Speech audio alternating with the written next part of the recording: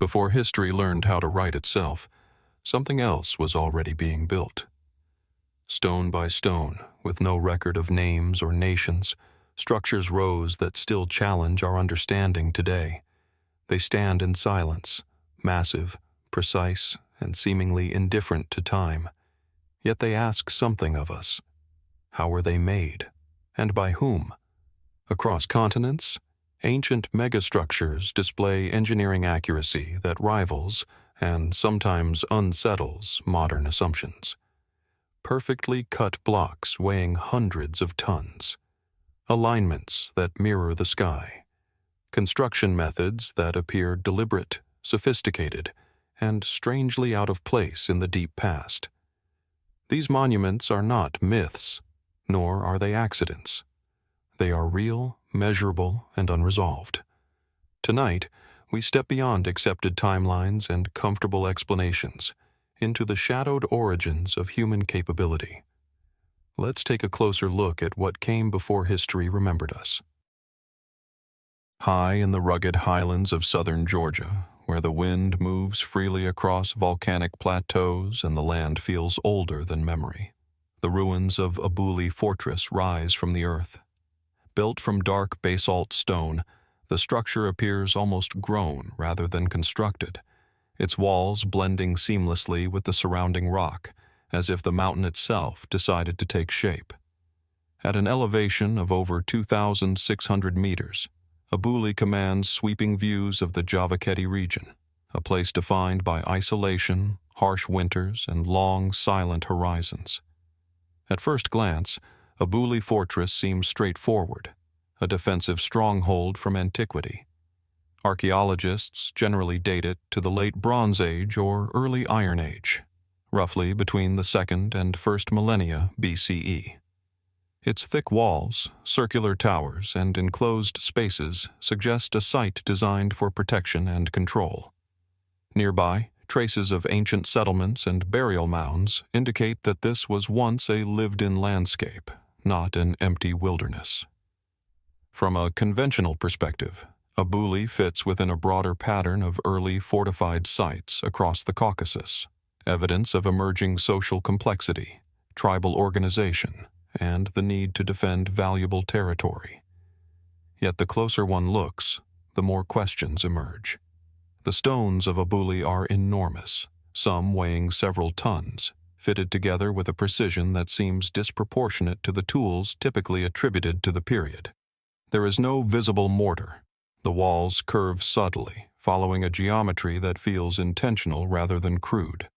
Transporting and shaping basalt at this altitude would have required significant planning, labor coordination, and technical knowledge. For a society presumed to be relatively small and decentralized, the scale of effort implied by Abuli is striking. Why build here, so high and remote? The location offers visibility, but it is also exposed, battered by snow, wind, and cold for much of the year. Sustaining a permanent population at this altitude would have been difficult. Some researchers suggest Abuli was not continuously inhabited, but used seasonally or ceremonially. Others propose it functioned as a regional refuge during times of conflict.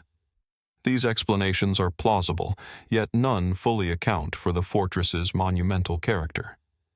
Beyond its walls lie dozens of enigmatic stone structures, cromlech-like circles, menhirs, and cairns scattered across the plateau. Their purpose remains debated. Are they burial markers, ritual spaces, territorial symbols, or something else entirely? No inscriptions survive to clarify their meaning.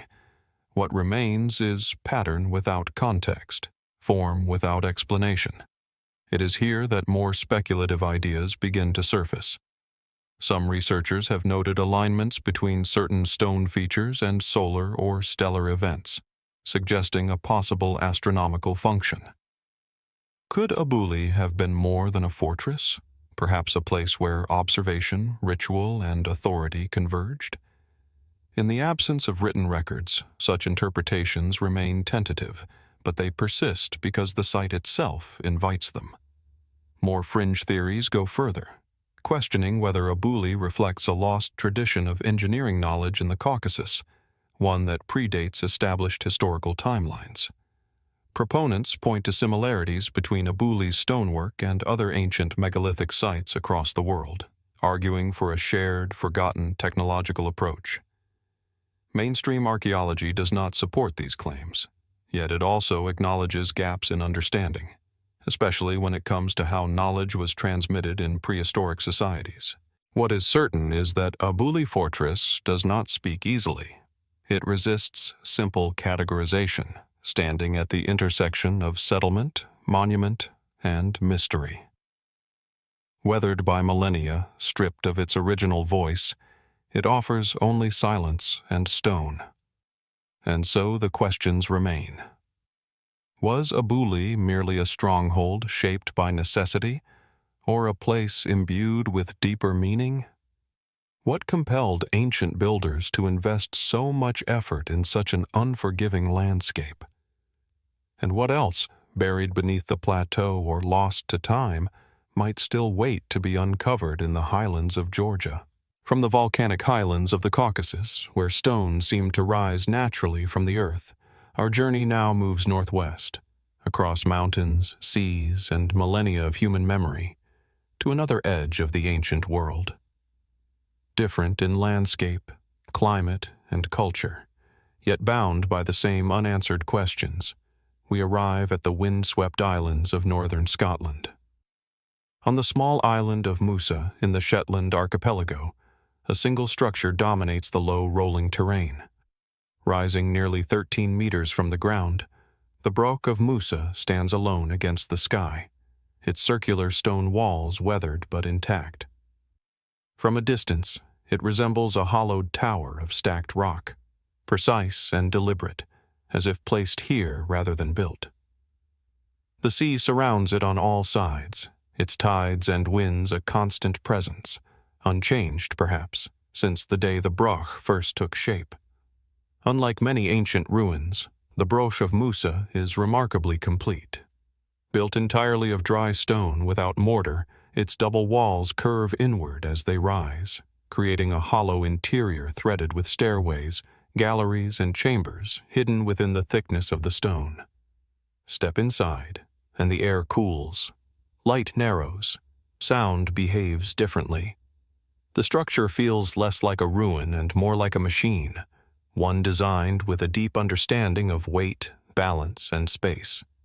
Archaeologists generally date the Broch to the Iron Age, sometime between the 1st century BCE and the 1st century CE. Brochs, found almost exclusively in Scotland, are typically described as defensive towers or high-status dwellings, possibly symbols of power for local elites. From this perspective, Mousa represents the pinnacle of Broch construction, taller, more refined, and better preserved than any other known example. Yet even within mainstream archaeology, there is no consensus on exactly how Brochs were used. The interior space of Mousa is narrow, limiting the number of people who could live inside comfortably. The entrance passage is defensible but not especially complex. There are no clear signs of prolonged warfare, no weapon caches, no widespread burn layers, no evidence of repeated sieges. If it was a fortress, it seems oddly underprepared for sustained conflict. So why invest such effort in building something so monumental?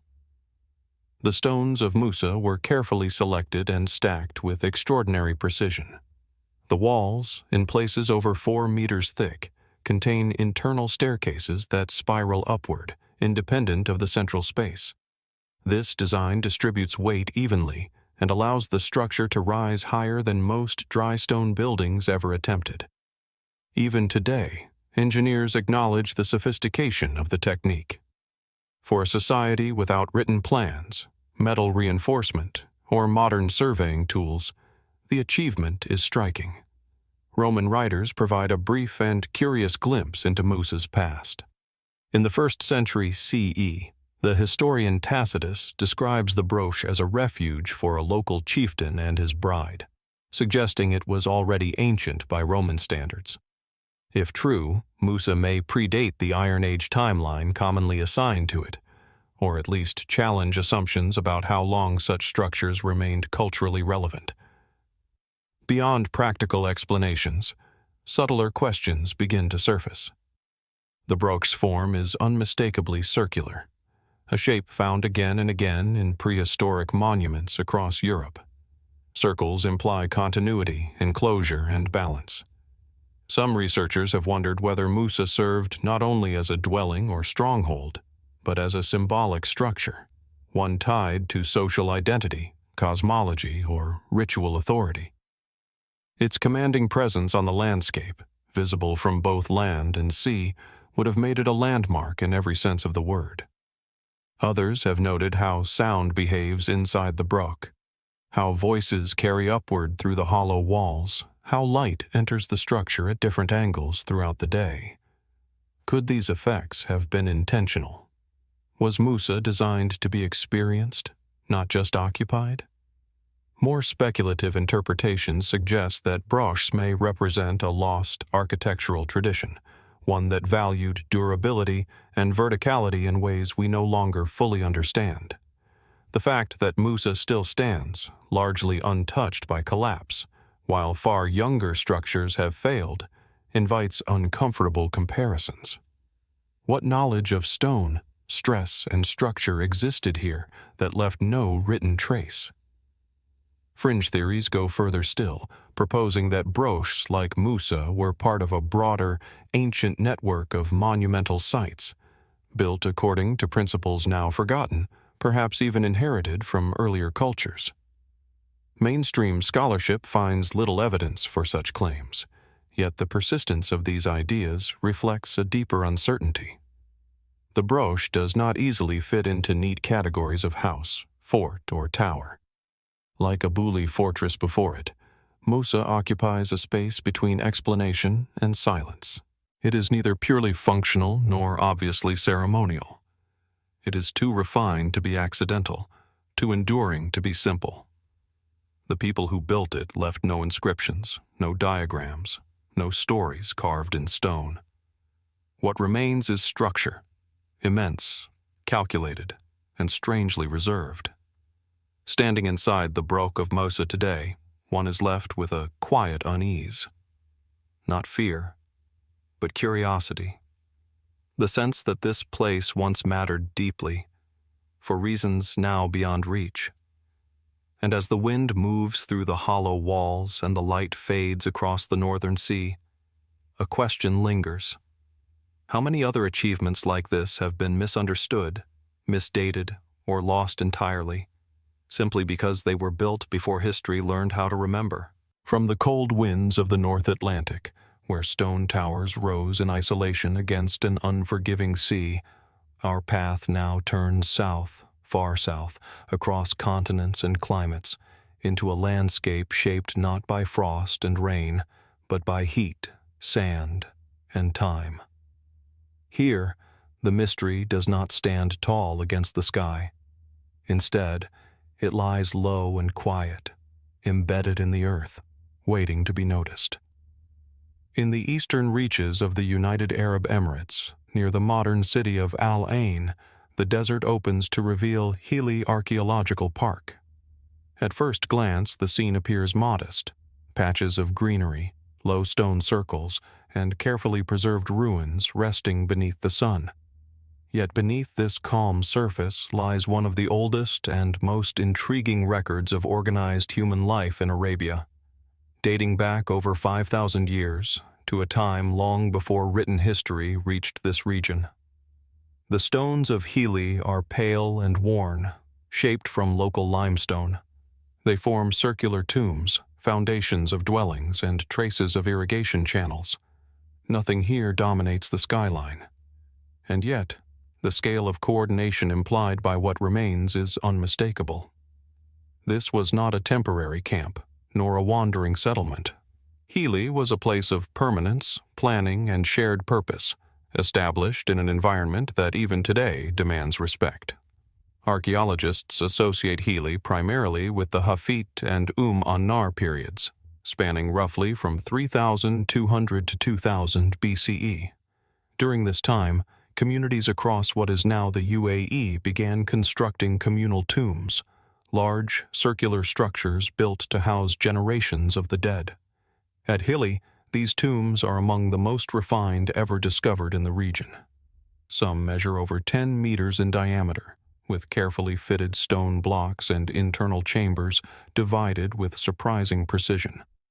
The most famous of these, Hili Grand Tomb, reveals a society capable of sustained labor, architectural planning, and symbolic expression. Decorative carvings, gazelles, snakes, geometric patterns, adorn some stones, hinting at belief systems we can only partially reconstruct. These were not hurried constructions. They were deliberate collective projects meant to endure. But endurance in the desert raises questions. To support a settled population here, water was essential. Evidence suggests that the people of Hili developed early falage-like irrigation systems, channels that transported groundwater from distant sources to fields and homes. Such systems require not only technical understanding, but long-term maintenance and social cooperation. Who organized this work? How was knowledge preserved and transmitted without writing? Mainstream archaeology explains Hili as part of a broader Bronze Age trade network. Copper from nearby mountains, stone vessels, and ceramics linked the region to Mesopotamia, the Indus Valley, and beyond. In this view, Hili was a node, prosperous, connected, and culturally dynamic. The tombs reflect social structure and ritual practice. The architecture reflects adaptation to environment. Yet, even within this framework, uncertainties remain. The circular tombs themselves are puzzling. Their uniformity across vast distances suggests shared design principles, but no clear origin point. Their construction required precise stone shaping and an understanding of load distribution, skills not always expected of early desert societies. Why choose circular forms over and over again? Why invest so much effort in monuments for the dead, while domestic structures remain comparatively simple? Some researchers have proposed that these tombs served purposes beyond burial, that they were territorial markers, ceremonial centers, or symbols of group identity visible across generations. Others note their placement in the landscape, often aligned with natural features or elevated ground, raising questions about cosmology and spatial meaning.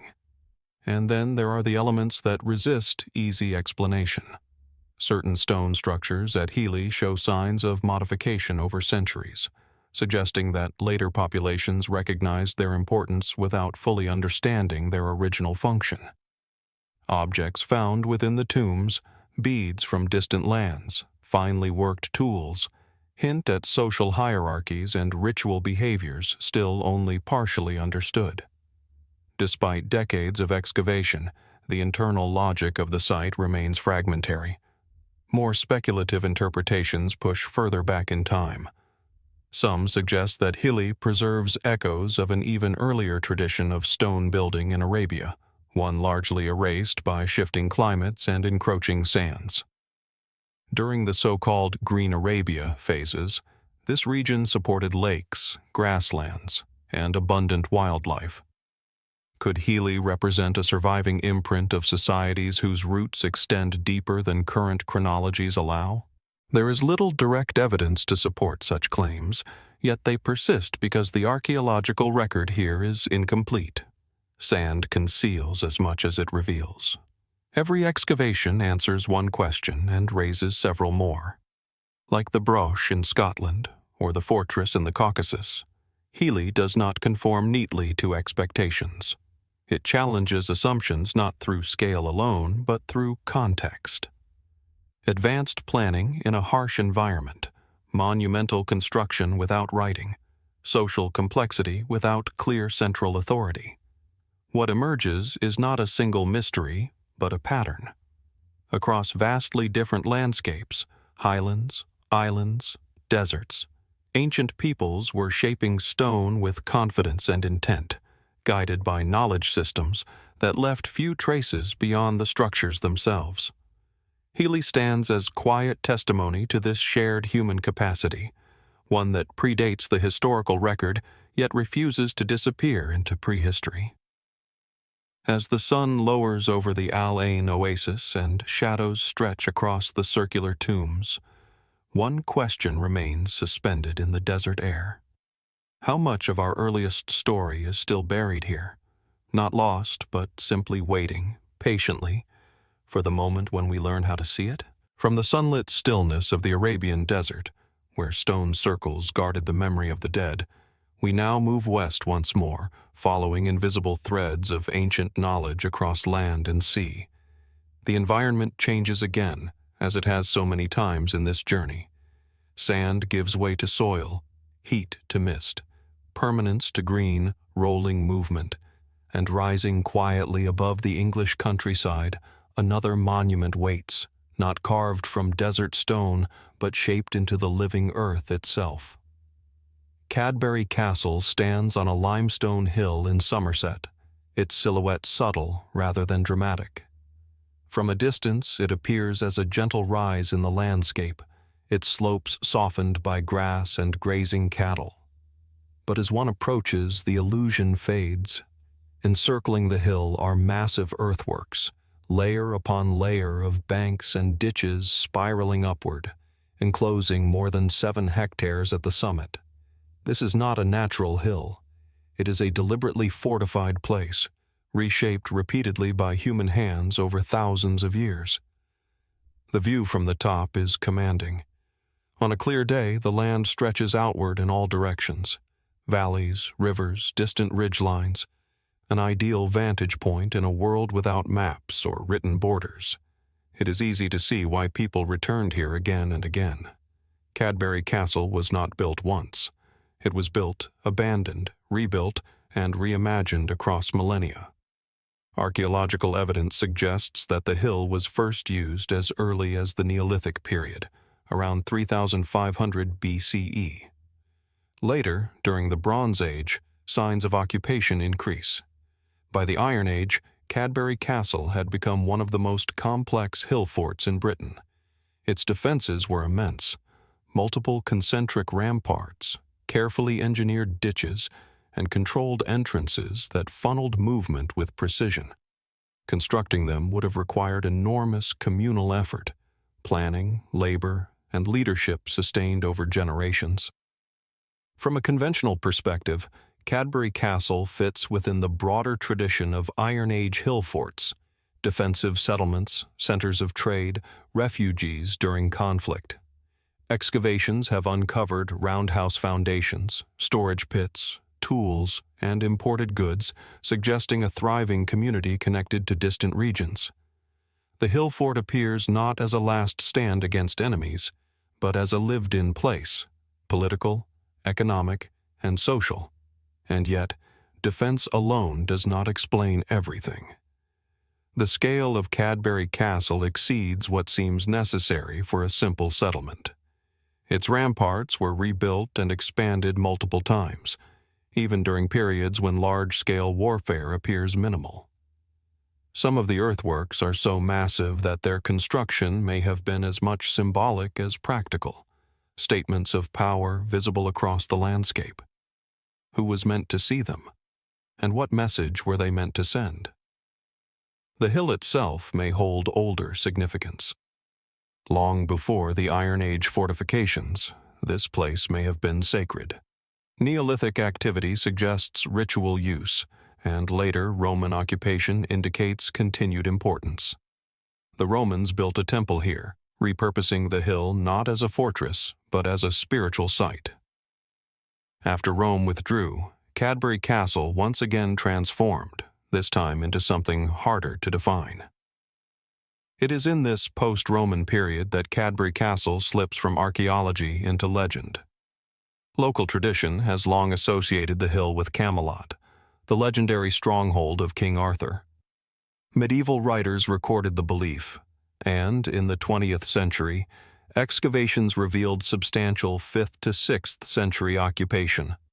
Large halls, imported Mediterranean pottery, and signs of elite presence at a time often described as chaotic and fragmented.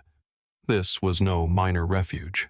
Whoever lived here commanded resources, trade connections, and authority. Mainstream historians stop short of linking Cadbury Castle directly to Arthur. There is no inscription, no definitive proof. Yet the timing, scale, and prominence of the site leave the question open enough to persist. If not Camelot, then what was this place in the centuries after Rome? A regional power center, a royal seat, a final echo of organized Britain before history faded into legend? Beyond kings and battles, subtler mysteries remain embedded in the earthworks themselves. The design of Cadbury Castle reflects a sophisticated understanding of terrain and movement. The entrances are offset and winding, forcing anyone approaching to slow and expose themselves. The banks and ditches follow the contours of the hill with remarkable consistency, suggesting careful surveying long before modern instruments.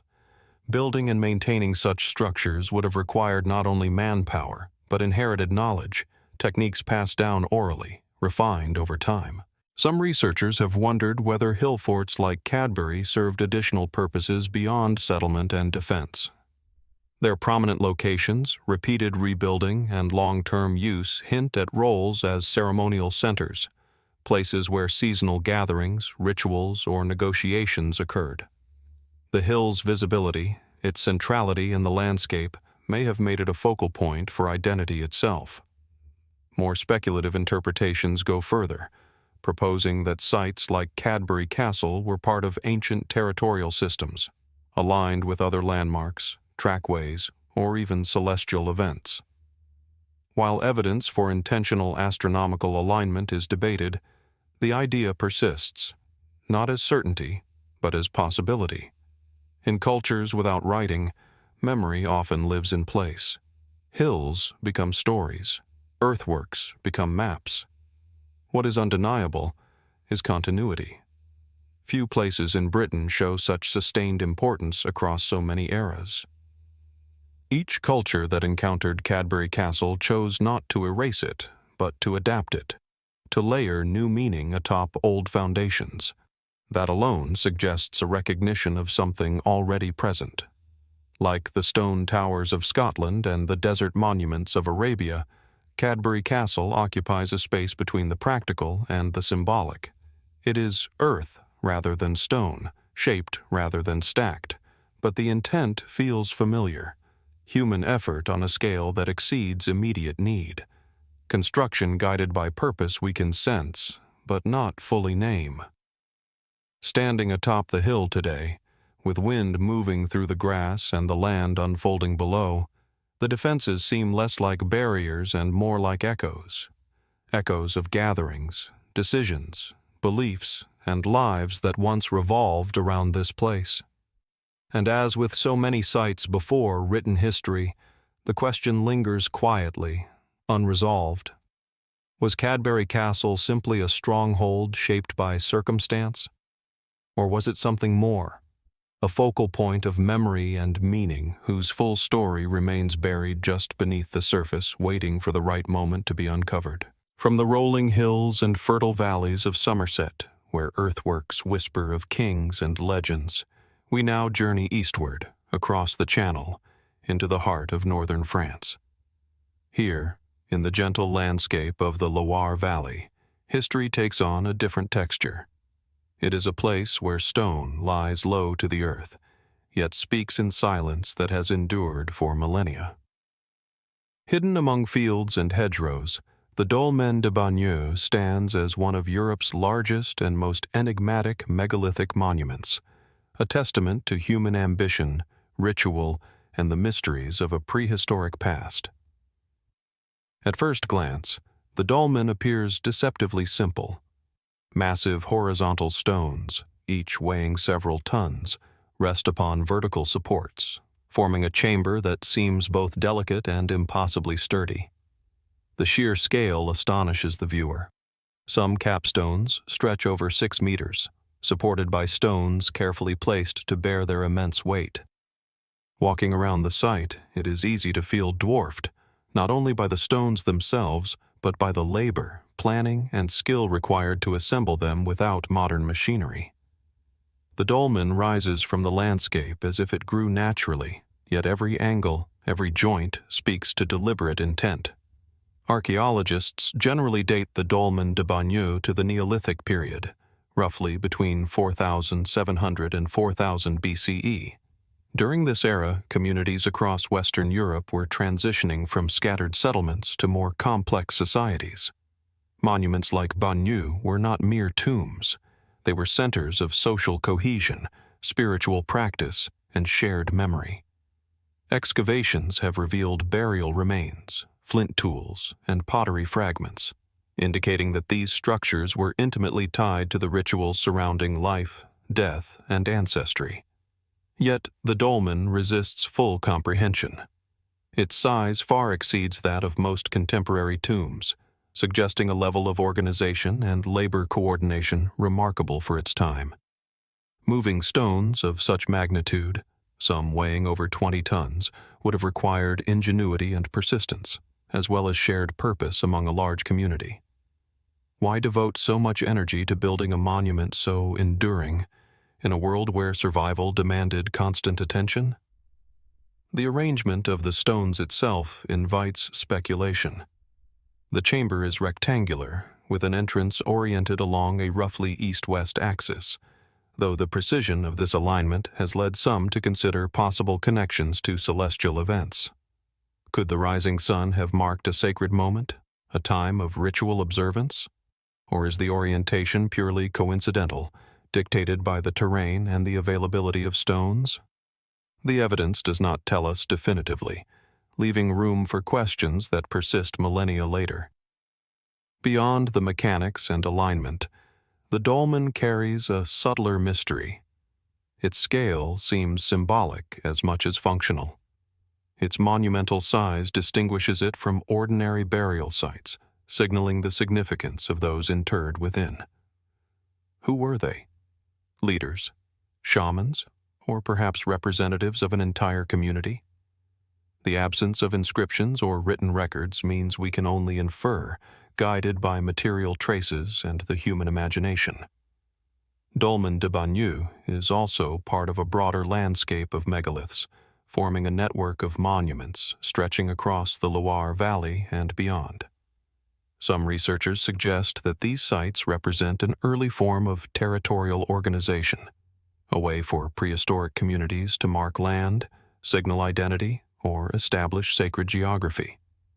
Others propose that they reflect shared cosmological or spiritual beliefs, transmitted over generations through oral tradition. Whatever the case, the dolmen is not an isolated object. It is embedded in a web of meaning that predates writing and modern measurement. Yet, even as archaeology offers plausible explanations, anomalies persist. The precision with which the stones are balanced, the enormous effort invested in construction, and the alignment choices hint at knowledge and intent that seem sophisticated for societies conventionally assumed to be simple.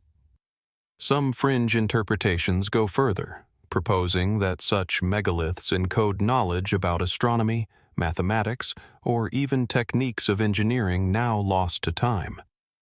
While mainstream scholarship remains cautious, the very existence of these questions highlights the limits of our understanding.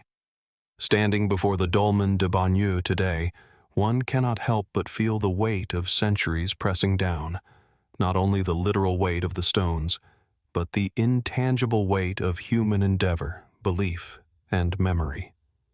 The monument embodies both permanence and uncertainty, a reminder that some knowledge is preserved not in texts or inscriptions, but in the act of creation itself. Like the ancient Hillforts of England, the desert tombs of Arabia, or the stone towers of Scotland, Bagneux speaks to a shared impulse in early human societies: to build, to mark, and to endure. It reflects a human desire to shape the landscape, to assert presence and purpose, and to create structures that outlast their creators. Yet it also preserves mystery, questions about technique, intent, and meaning that remain unresolved. as the sun dips low over the fields of Saumur, casting long shadows across the massive capstones. The dolmen stands quiet, monumental, and inscrutable. It asks us to wonder not only about the people who built it, but about the knowledge and culture that guided their hands. How much remains buried beneath the earth, hidden in plain sight, waiting for us to decipher it? And in the absence of written history, how much can we ever truly understand about a world that shaped stone into memory, ritual, and wonder? From the fertile fields of northern France, where massive stones mark the passage of lives long past, our journey now returns to the arid expanses of the Arabian Peninsula, to a land where stone and sand converge to preserve secrets older than most written records. Here, in the Dhofar and Al-Dahira regions of Oman, the ancient necropolises of Bat, Al-Khutm, and Al-Ain lie quietly under the desert sun, their presence subtle yet commanding, a reminder that human ambition has long sought permanence, even in inhospitable terrain. At first sight, the sites appear unassuming. From the desert floor, one sees clusters of low stone circles, aligned with precision across the horizon. Each circle is composed of carefully arranged limestone boulders, their form echoing geometric regularity despite millennia of wind and sand. The largest of these, particularly at Bat, reaches diameters of over 12 meters, enclosing what archaeologists believe were tombs or ceremonial spaces. Approaching them, the sense of scale becomes tangible, as the stone's weight and careful placement evoke both human determination and a knowledge of engineering that seems advanced for its age. Archaeologists date these necropolises primarily to the Hafit and Umanar periods, spanning approximately 3,200 to 2,300 BCE. This was a time when the Arabian interior, now arid, supported flourishing settlements connected by trade, communication, and shared cultural practices. At Bat, Al-Khutm, and Al-Ain, excavations have revealed burial chambers containing human remains, ceramics, and stone tools, alongside signs of ritual activity. The necropolises appear deliberately aligned and organized, suggesting that these early communities maintained sophisticated social structures and beliefs about life, death, and the landscape they inhabited. Yet, as with many prehistoric sites, the more we examine these necropolises, the more questions emerge. The construction of the tombs involved transporting heavy stones over considerable distances, sometimes from quarries several kilometers away. How was such labor coordinated? What techniques enabled these societies to raise and stabilize stones without mortar, levers, or written instructions? The precision and uniformity hint at knowledge passed through generations, knowledge that, like the desert itself, has been partially lost to time. The arrangement of the stone circles invites further speculation. Some researchers note that certain groups appear to be oriented toward cardinal points or natural features in the landscape. Could these alignments have marked celestial events, the rising sun on solstices, or specific stars important to agricultural or ceremonial calendars? Or were the patterns dictated purely by social or territorial considerations? Evidence exists to support multiple interpretations, yet none is definitive, leaving room for wonder. Al-Khutm and Al-Ain add complexity to the picture. These sites are smaller than Bat, but their stone circles show similar care and precision. Differences in size, orientation, and construction style may reflect social hierarchies, regional identities, or chronological developments within the same cultural tradition. The necropolises collectively indicate a culture deeply attuned to its environment, capable of shaping the landscape to reflect both practical and symbolic purposes. Mainstream explanations frame the necropolises as tombs, ritual sites, or markers of territory, yet there is evidence suggesting that these locations served multiple functions. Some of the larger circles include chambers with corbelled roofs, suggesting not only burial purposes but also spaces for ceremonial activity. Others appear isolated, their function enigmatic, prompting speculation about the broader meaning of stone placement and the rituals conducted here. Beyond the physical and the practical, a subtler mystery lingers. These necropolises were used repeatedly over centuries, suggesting continuity of belief and knowledge. Their creators possessed a sophisticated understanding of stonework, spatial arrangement, and the human relationship to landscape and sky. Yet, no inscriptions, no writing, remain to explain the intentions behind their construction. Everything must be inferred from form, scale, and context. This absence of direct explanation leaves room for broader reflection. How did early societies transmit knowledge across generations, and what might have been lost along the way? More speculative theories have emerged, fueled by the size, precision, and apparent intentionality of the sites. Some propose that the necropolises encode knowledge of astronomy, hydraulics, or engineering now lost. Others suggest symbolic functions connected to regional trade networks, social hierarchy, or ritual cosmology. While such interpretations are debated, they highlight the undeniable fact that Bat, Al-Khutm, and Al-Ain were places of extraordinary human effort and vision, places that transcended mere survival and touched the realm of permanence, memory, and meaning. As with the Dolmen de Bagneux, Cadbury Castle, or the Hili Archaeological Park, these Omani necropolises occupy a space between the practical and the symbolic, between the known and the unknowable. They remind us that ancient societies, separated by geography, climate, and time, shared a capacity for monumental expression that defies simple explanation. Each stone circle, each carefully placed boulder, is a fragment of human thought preserved in silence. Standing among the stones today, the desert wind brushing against weathered surfaces, it is impossible not to feel a connection across millennia. Bat, Al-Khutm, and Al-Ain are more than burial sites. They are records of human ambition, skill, and belief etched into the earth itself. And yet, for all we know, much of their story remains hidden. How much of their knowledge has vanished with the sands of time? What other intentions, rituals, or social structures lie buried beneath the stones, waiting for discovery? The necropolises endure, monumental and enigmatic, urging us to remember that the past is not merely behind us. It is layered into the very landscape, whispering its secrets to those willing to listen. From the desert plains of Oman, where stone circles silently trace the lives and beliefs of ancient communities, our journey once again turns northward, returning to the temperate landscapes of England, where rolling hills and river valleys hold the echoes of early human ingenuity.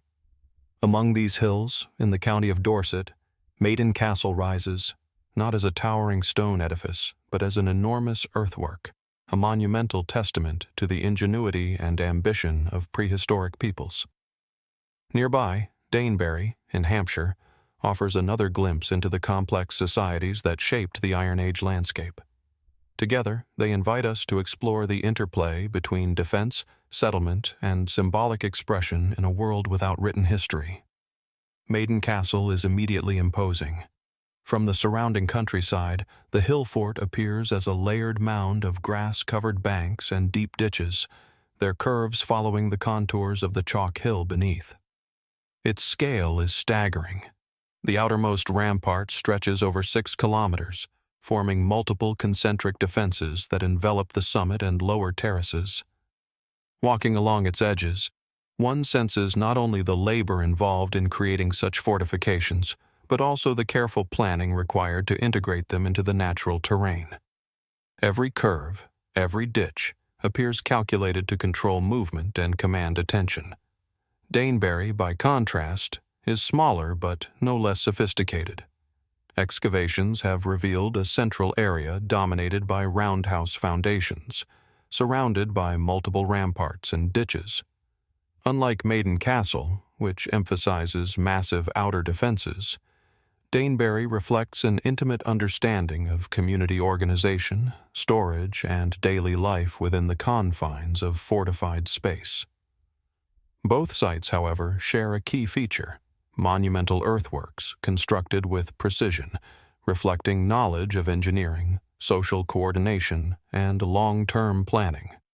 Archaeologists date Maiden Castle to the early Iron Age, around 600 BCE, though evidence suggests it was initially occupied during the Late Bronze Age. Danebury's principal phase is similarly placed in the Iron Age, roughly between 450 and 100 BCE. At both sites, the remains of pottery, tools, and domestic structures indicate active and organized settlements, suggesting that these fortifications were more than temporary refuges. They were centers of life, negotiation, and perhaps power, embedded in a landscape already rich with human history. Yet, even as mainstream archaeology provides explanations, questions remain. Why construct such vast defenses in areas where large-scale warfare seems sporadic? The size of Maiden Castle's outer ramparts far exceeds what is necessary to shelter the known population, implying that the monument was as much a statement of presence or authority as a practical defense. Did the imposing earthworks function as territorial markers, signaling control over surrounding lands and resources? Or was there a symbolic dimension, a way to convey collective identity and social cohesion to those who could see the fort from miles away? The precision of the earthworks further deepens the mystery. At Maiden Castle, the ramparts are layered with timber and earth, engineered to resist erosion and maximize stability, techniques requiring specialized knowledge and labor organization. Danebury's ditches, analyzed in detail by archaeologists, reveal sophisticated drainage solutions, carefully designed entrances, and internal divisions that suggest social stratification and specialized activity zones. These constructions speak to a society capable of coordinated long-term projects, even in the absence of written records or formalized engineering theory. Beyond the practical, the sites raise subtler questions. Both Maiden Castle and Danebury occupy elevated positions, commanding extensive views of the surrounding valleys and landscapes. This placement was strategic, but perhaps also symbolic. High places often hold cultural significance, a sense of proximity to the sky and the divine. Were these hill forts purely defensive, or were they also centers of ritual and social memory? Did the people who built them view the earthworks as living structures, capable of interacting with both community and environment? Fringe interpretations suggest even more. Some researchers have speculated that hill forts like Maiden Castle may reflect an advanced understanding of geometry and surveying, encoded in their layout. Could the concentric rings, entrances, and internal divisions reveal patterns related to solar observation, seasonal cycles, or land division? While these theories remain debated, they underscore the enduring sense that such structures were conceived with intent that transcends mere survival. Danebury, carefully excavated in the 20th century, adds another layer to this mystery. Analysis of its midden deposits, livestock enclosures, and granaries indicates an economy based on both agriculture and trade. Yet even here, questions persist. How were resources coordinated across the population? How did knowledge of construction, social norms, and ritual practice transfer across generations? The remains are silent, leaving us to reconstruct the lives and decisions of those who once moved through these spaces. Like the necropolises of Oman, the dolmens of France, and the castles of earlier England, Maiden Castle and Danebury occupy a liminal space between the known and the unknown. They are functional, yet monumental. They are settlements, yet symbolic landscapes. They speak to human skill, ambition, and foresight, yet refuse to yield all their secrets. Standing on the summit of Maiden Castle today, Wind sweeping across the layered earthworks, or within the excavated enclosures of Danebury, one cannot help but feel the presence of countless hands that shaped these landscapes. Stone and earth, labor and memory, intersect in ways that continue to puzzle and inspire. And as we trace the paths between ramparts, ditches, and terraces, a question lingers. What other knowledge, social structures, or intentions lie hidden within these ancient fortifications, waiting to be understood? In a world before writing, before formal records, how much did these hillforts communicate, and how much remains forever beyond our grasp? From the rolling hills and fortified earthworks of England, where hillforts like Maiden Castle and Danebury trace the ingenuity and social organization of prehistoric Europe, our journey now arcs across oceans and continents toward the lush, enigmatic landscapes of South America.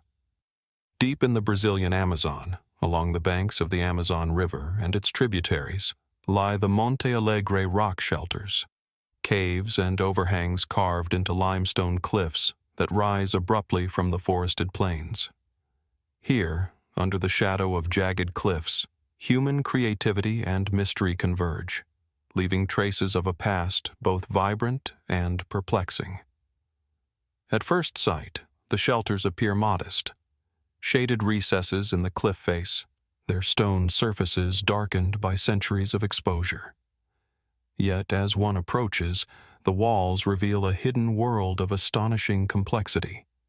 Covering many square meters, vivid paintings, etched motifs, and symbolic carvings cover the rock, depicting humans, animals, geometric shapes, and scenes whose meaning has long been debated. These are not simple decorations. They are deliberate, repeated, and often astonishingly well preserved, despite the passage of thousands of years. Walking among them, one senses a dialogue across time, a silent conversation between past and present. Archaeologists date some of the earliest artwork in the Monte Alegre shelters to approximately 11,000 years ago, during the late Pleistocene. This makes them among the oldest known examples of rock art in the Americas. The human remains, tools, and hearths found within and around the shelters suggest that these were more than artistic canvases. They were living spaces.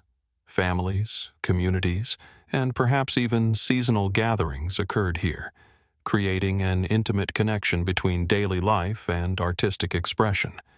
Yet, the Monte Alegre rock shelters do more than record the ordinary. Some paintings and carvings exhibit remarkable precision and consistency. Animal forms, tapirs, fish, birds, are rendered with astonishing accuracy, despite the absence of formal anatomical study. Geometric patterns repeat across walls in ways that suggest a symbolic language or ritual codification. What guided these early artists? What knowledge of natural forms, cosmology, or social structure allowed them to create with such intent? Mainstream interpretations suggest that the rock art was part of ritual life, celebrations of hunting, fertility, or spiritual beliefs. The presence of large communal hearths and burial sites nearby supports the idea of ceremonial gatherings. Yet questions remain. Why were certain locations within the shelters chosen over others? Why do some motifs appear isolated, while others form intricate compositions? The selective placement hints at rules or meanings now lost, inviting us to consider the possibility that we are only seeing fragments of a far richer symbolic system. Adding to the mystery, Monte Alegre also preserves evidence of engineering and environmental adaptation that challenges conventional assumptions about early South American societies. Excavations reveal constructed terraces, stone arrangements, and paths linking shelters, suggesting that these were more than ephemeral camps. These people modified their surroundings deliberately, balancing practical needs with ritual and artistic expression. How did they coordinate labor and knowledge over generations in a landscape that could be both bountiful and unforgiving? Some researchers have proposed more speculative possibilities. The geometric patterns, often concentric circles, grids, and zigzags, may encode astronomical observations, seasonal cycles, or even early mathematical principles. Could these shelters have served as observational centers, where the movements of stars and sun guided agricultural or ritual activity? While evidence is circumstantial, the regularity and orientation of certain motifs demand attention, implying a sophistication often unacknowledged in narratives of prehistoric Amazonian life. The Monte Alegre shelters are also remarkable for the scale and preservation of the paintings. Pigments derived from minerals and plants have endured for millennia, suggesting careful preparation and knowledge of local materials. Why did these early artists invest so much effort in permanence? Was it a desire to communicate across generations, or to anchor spiritual or cultural memory in physical form? In a region prone to humidity, decay, and shifting ecological conditions, the survival of these works is nothing short of extraordinary. Even more tantalizing are the carvings and cupules found on some rock surfaces. Unlike the representational paintings, these are abstract, non-figurative marks, dots, depressions, and grooves whose purpose remains uncertain. Were they symbolic, ritualistic, or functional in ways we no longer understand? Across cultures and continents, similar marks appear in prehistoric contexts, hinting at a shared human impulse to inscribe meaning into stone. Like the monumental earthworks of England, the necropolises of Oman, and the dolmens of France, Monte Alegre occupies a liminal space between practical necessity and symbolic expression. It is at once home, canvas, and record, a place where human knowledge, belief, and creativity intersect. And yet, despite extensive study, much of its significance remains elusive. Standing beneath the shelter's overhang, looking at the vibrant depictions of animals frozen in motion, geometric patterns carved into stone, and subtle traces of fire and habitation, it is impossible not to feel the presence of the ancient creators. They moved through this landscape with skill, purpose, and vision, leaving behind traces that are at once familiar and alien. And so, as the Amazon sun filters through the forest canopy and illuminates the walls of the shelters, a question persists.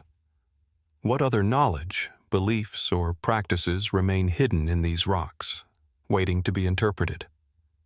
How much of their world, encoded in paint, stone, and space, remains just beyond our reach?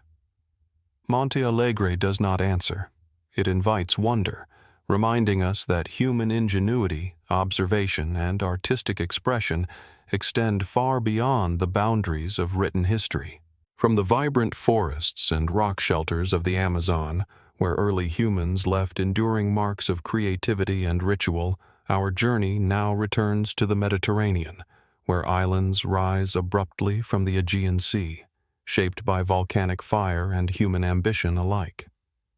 Among these islands, Santorini, known in antiquity as Thera, holds one of the most remarkable windows into prehistoric urban life, the city of Akrotiri. Here, beneath layers of volcanic ash, a Bronze Age settlement was preserved almost intact, frozen in time, and offering a glimpse of society, technology, and artistry that challenges conventional understanding of the ancient world. Approaching Akrotiri today, the first impression is of a quiet hillside, cut with terraces and remnants of streets that trace the island's contours. Yet the silence is deceptive. Beneath the surface lies a complex urban landscape of multi-story houses, paved roads, and intricately decorated walls. The buildings, constructed with carefully cut stone and advanced masonry techniques, reveal planning, engineering, and aesthetic sensibilities that seem extraordinary for a society that left no written urban manuals. Frescoes burst with color, depicting marine life, religious rituals, and daily activities, their vibrancy preserved beneath layers of volcanic ash. Walking through the excavated streets, one is struck by the sense that the people of Akrotiri lived in a society as sophisticated as it was ephemeral. Archaeologists date the settlement primarily to the Late Bronze Age, roughly between 1650 and 1600 BCE, though evidence suggests occupation began centuries earlier. The eruption of Thera around 1600 BCE buried the city under meters of pumice and ash, preserving it with a clarity rarely found in archaeological contexts. Pottery, tools, furniture, and even wooden staircases survive, offering a detailed record of material culture. Yet despite these traces, much about Akrotiri remains enigmatic. Who were its inhabitants? How did they organize their society, trade networks, and technology in such a relatively small island? And why did their civilization vanish so suddenly, leaving no written records of daily life? The architecture alone raises profound questions. Houses were multi-storied, with carefully engineered supports, drainage systems, and storage facilities. Urban planning suggests designated public spaces and narrow streets that directed traffic efficiently while providing protection from the elements. Could such sophistication have emerged without centralized administration or codified engineering knowledge? The apparent intentionality of design, combined with artistry in frescoes and pottery, hints at cultural and technical achievements that challenge assumptions about prehistoric societies. Mainstream interpretations link Akrotiri to the broader Minoan world, suggesting trade, cultural exchange, and shared artistic motifs across the Aegean. Objects found on the site, ivory, pottery, obsidian, and other materials from distant regions, confirm that the city was far from isolated. Yet, Akrotiri's society appears distinct. Fortified walls were minimal, suggesting confidence in its maritime connections or relative security. The absence of human remains has led some researchers to speculate that the inhabitants may have evacuated prior to the eruption, hinting at a level of awareness or responsiveness that remains mysterious. Further intrigue arises from the city's symbolism and artistry. Frescoes depict scenes that are at once domestic, religious, and enigmatic. Marine life, processions, and ceremonial figures whose precise meaning escapes modern interpretation. Geometric motifs, spirals, and abstract patterns suggest a symbolic language whose context has been lost. Were these images merely decorative, or did they serve to communicate complex social, religious, or astronomical information? The precision, repetition, and scale suggest a level of cultural sophistication that goes beyond mere aesthetic preference. Speculative interpretations have also emerged regarding Akrotiri's advanced engineering. Some scholars note the careful orientation of buildings to prevailing winds and light, suggesting an understanding of natural forces. Water management systems, including cisterns and drainage, indicate knowledge of hydrology in a volcanic island environment. Could such technical foresight, combined with artistic expression, hint at a civilization whose knowledge extended into realms we are only beginning to understand? The eruption itself adds layers of mystery. While its destructive power preserved the city, it also erased direct evidence of social organization, leadership structures, and possible rituals of evacuation or survival. How did the inhabitants perceive the rumblings of the volcano? Were there signs they interpreted as warnings? Or was the eruption as sudden and incomprehensible to them as it would be to us? These questions linger, unresolved, inviting speculation without providing certainty. Akrotiri's significance extends beyond its immediate context. Like Monte Alegre, Hili, and Dolmen de Bagneux, it represents a society capable of monumental achievement, spatial planning, and symbolic expression long before extensive written records. Its preservation allows us to study human ingenuity frozen in time, yet the absence of textual evidence leaves gaps that spark the imagination. Was Akrotiri a city designed purely for practical living, or did it serve as a cultural hub where art, ritual, and technology converged in ways we can only begin to imagine? Standing among the preserved streets, frescoed walls, and terraced houses today, one senses the vibrancy and complexity of a people who, for a brief moment, shaped their environment with intelligence, care, and vision. And yet, for all the insight it provides, Akrotiri remains profoundly mysterious. What knowledge, rituals, or societal structures were lost beneath the ash? How much of their technological and artistic mastery went unrecorded, or will remain forever beyond our reach? As the Aegean sun glints off the pumice-strewn cliffs and illuminates the streets of this long-buried city, the questions endure. Akrotiri does not answer. It preserves. It invites us to wonder not only about the people who lived there, but about the broader capabilities of human societies before history learned to write them down. And in that silence, beneath the layers of volcanic ash, the city continues to speak if we are willing to listen. From the volcanic ruins of Santorini, where Akrotiri preserves a vanished urban civilization under layers of ash, our journey now returns to the African continent, where the flat, open landscapes of West Africa hide monumental traces of human ambition and ritual.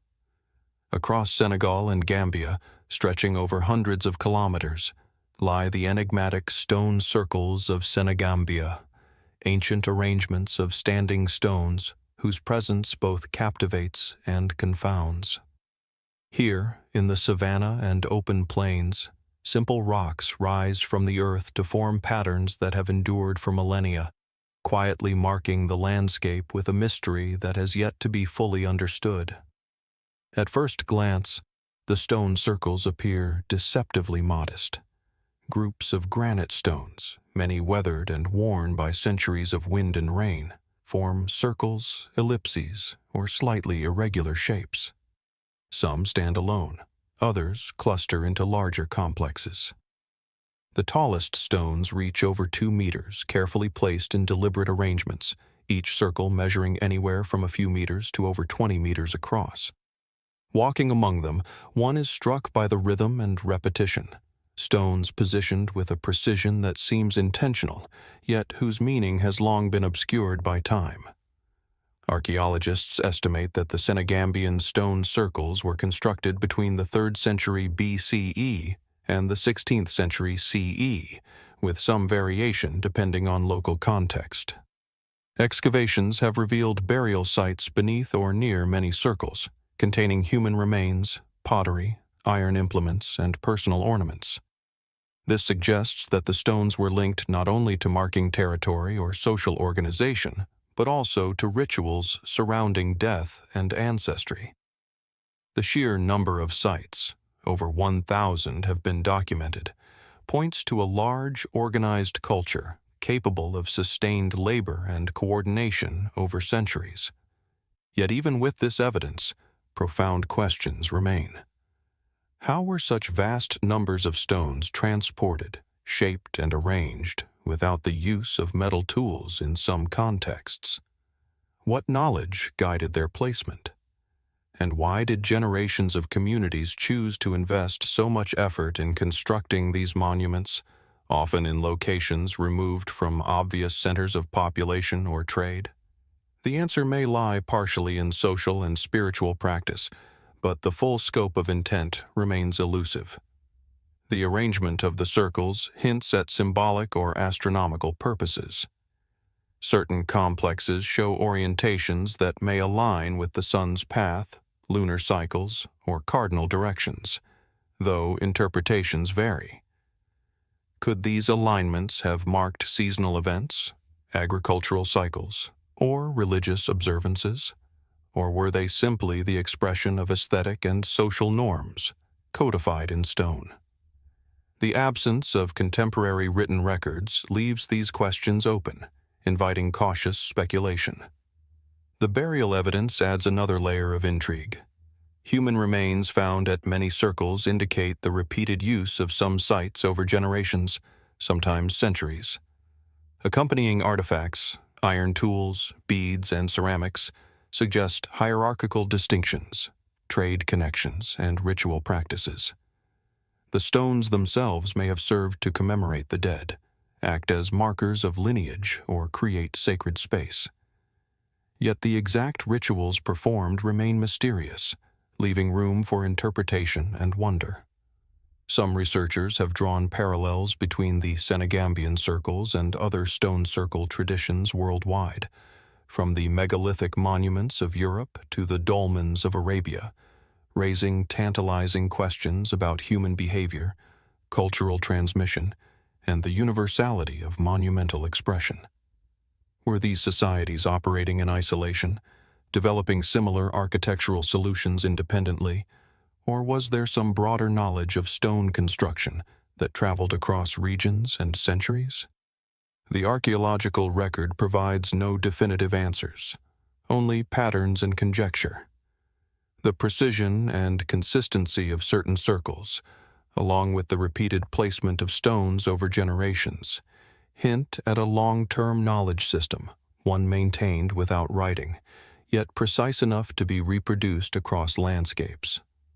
How was this knowledge transmitted? Oral tradition, apprenticeship, and ritual instruction likely played roles, but the enduring clarity of design suggests an understanding of geometry, social organization, and cultural memory that is difficult to fully grasp today. Environmental context also raises questions. The open plains of Senegal and Gambia were not always as they appear today. Climate fluctuations, river courses, and vegetation changes would have influenced settlement, agriculture, and ritual practice. The placement of stone circles in specific locations may have reflected both practical considerations and symbolic choices. Why were some sites favored over others? How did these communities perceive their relationship with the land and sky? Like Akrotiri in the Mediterranean, Monte Alegre in South America, and the necropolises of Oman, the stone circles of Senegambia occupy a liminal space between the practical and the symbolic. They are simultaneously monuments, markers, and vessels of memory. They record human presence, labor, and belief, yet leave us without a clear textual narrative, compelling us to interpret their significance through pattern, context, and comparison. Standing among these stones today, one is struck by the quiet endurance of human intention. Weathered surfaces, moss, and lichen obscure some details, yet the arrangement remains deliberate. The circles convey both permanence and transience, a cultural footprint frozen in time, yet subject to the slow erosion of centuries. One can almost sense the hands that positioned these stones, the communities that gathered around them, and the unseen rituals that once gave them purpose. And so, as the sun rises over the savanna and casts long shadows across the granite circles, a question lingers. What knowledge, practices, and beliefs remain hidden within these arrangements? How much of the social, spiritual, and technical mastery of these ancient peoples can we ever hope to understand? The stone circles of Senegambia do not answer. They endure, monumental and mysterious, inviting us to reflect on the ingenuity of societies before written history and the secrets still buried in the landscapes they shaped.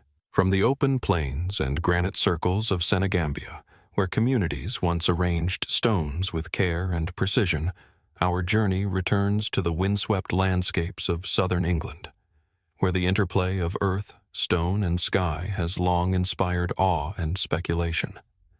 Among these landscapes, the village of Avebury rises, not merely as a collection of standing stones, but as one of the largest and most enigmatic prehistoric monuments in Europe.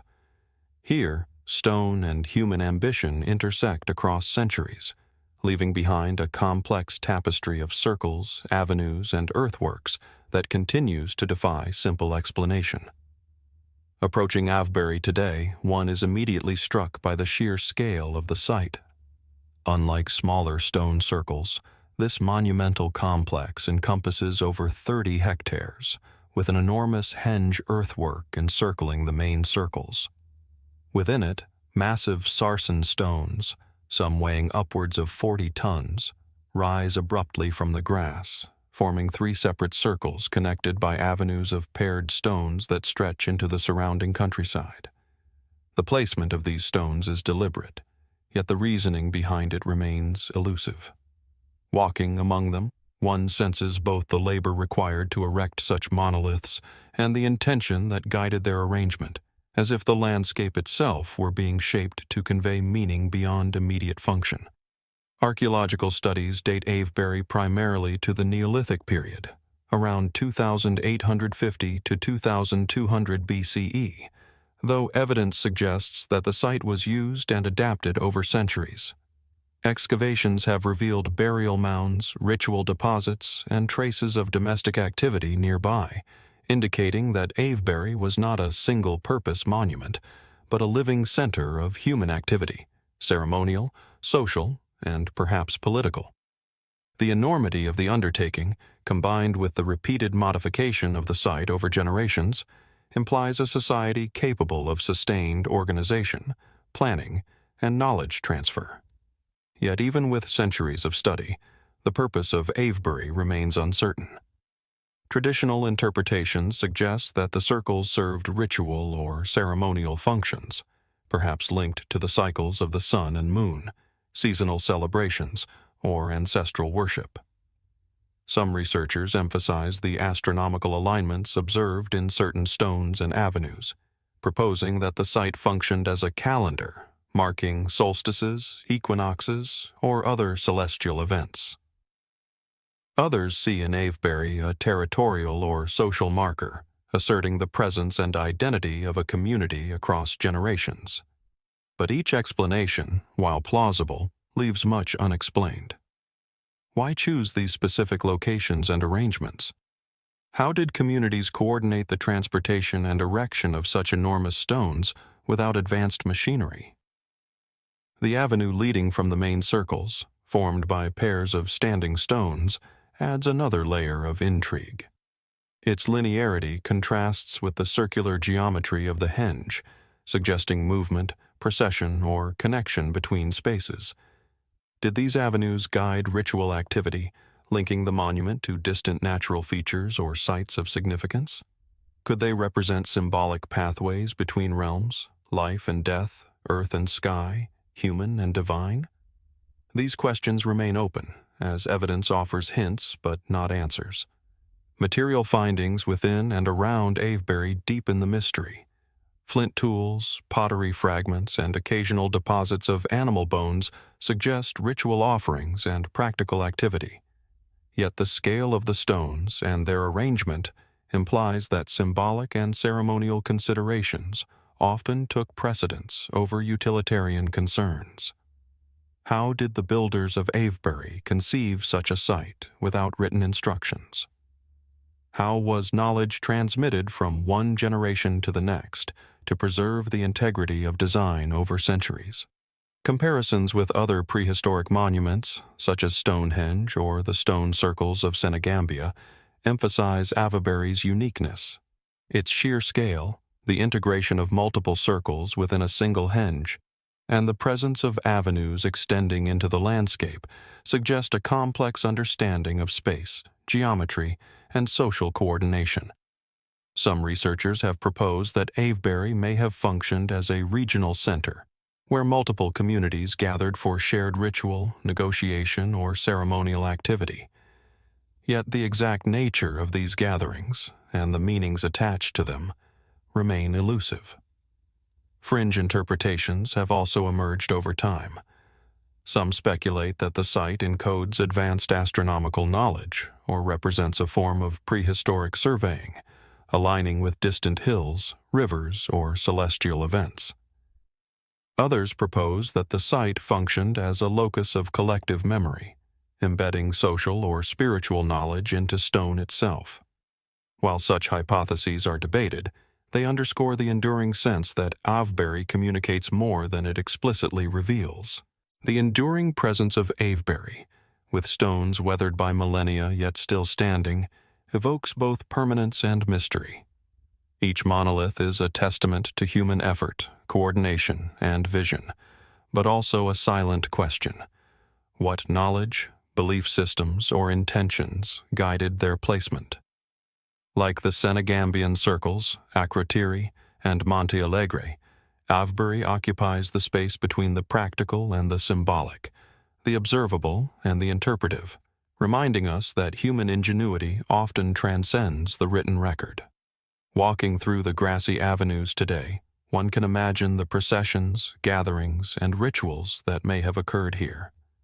The site commands both attention and reflection, drawing the observer into a dialogue with the past. And yet, for all its scale and sophistication, Avebury continues to guard its secrets. How much of its purpose, knowledge, and meaning has been lost to time? What intentions remain embedded in the landscape, waiting for the careful eye to perceive them? As the sunlight shifts across the standing stones and the surrounding fields stretch into the distance, Avebury's monumental silence invites contemplation. It is at once a monument to human labor and imagination, and a reminder that, in the absence of writing, much of prehistoric life remains encoded in form, alignment, and placement. And in that silence, a question lingers.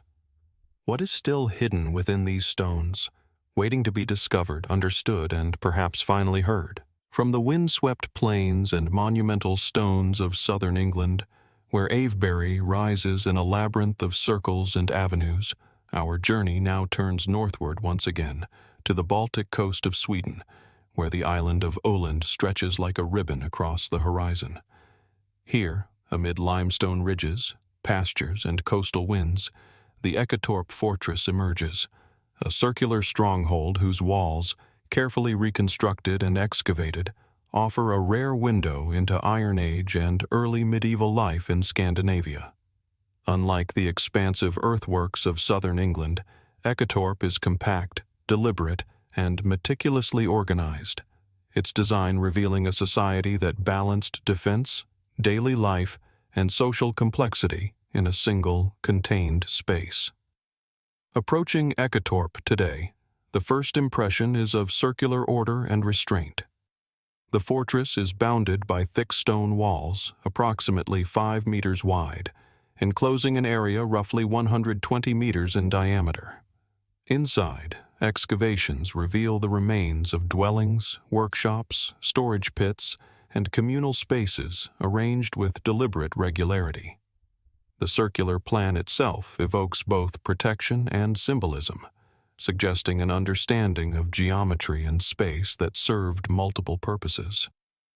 Standing at the entrance, one senses the intention behind every stone: defense, social organization, and perhaps ritual or symbolic significance, all woven seamlessly into a single structure. Archaeologists date the fortress to 3 main periods of use. The earliest phase, around 400 CE, suggests a community fortified against external threats, with structures designed for defense and survival. The second phase, roughly 600 to 800 CE, shows expansion and refinement, indicating continued occupation and adaptation. The final phase, extending into the early Middle Ages, reflects both continuity and change, as the site accommodated evolving social, political, and economic conditions. Across these centuries, Eketorp remained a focal point of human activity, offering insight into organization, resilience, and the interplay between community and landscape. Within the walls, the evidence of daily life is compelling. Roundhouses and longhouses, hearths and workshops demonstrate that Eketorp was more than a military installation. It was a living settlement. Archaeologists have uncovered iron tools, pottery, and traces of weaving and metalworking, revealing a community that was self-sufficient, skilled, and socially complex. Yet the fortress was also prepared for conflict. The walls, ditches, and gateways suggest strategic foresight, a calculated approach to protection that balanced accessibility with defense. How did the builders achieve such precision? What knowledge guided the placement of gates, towers, and interior structures?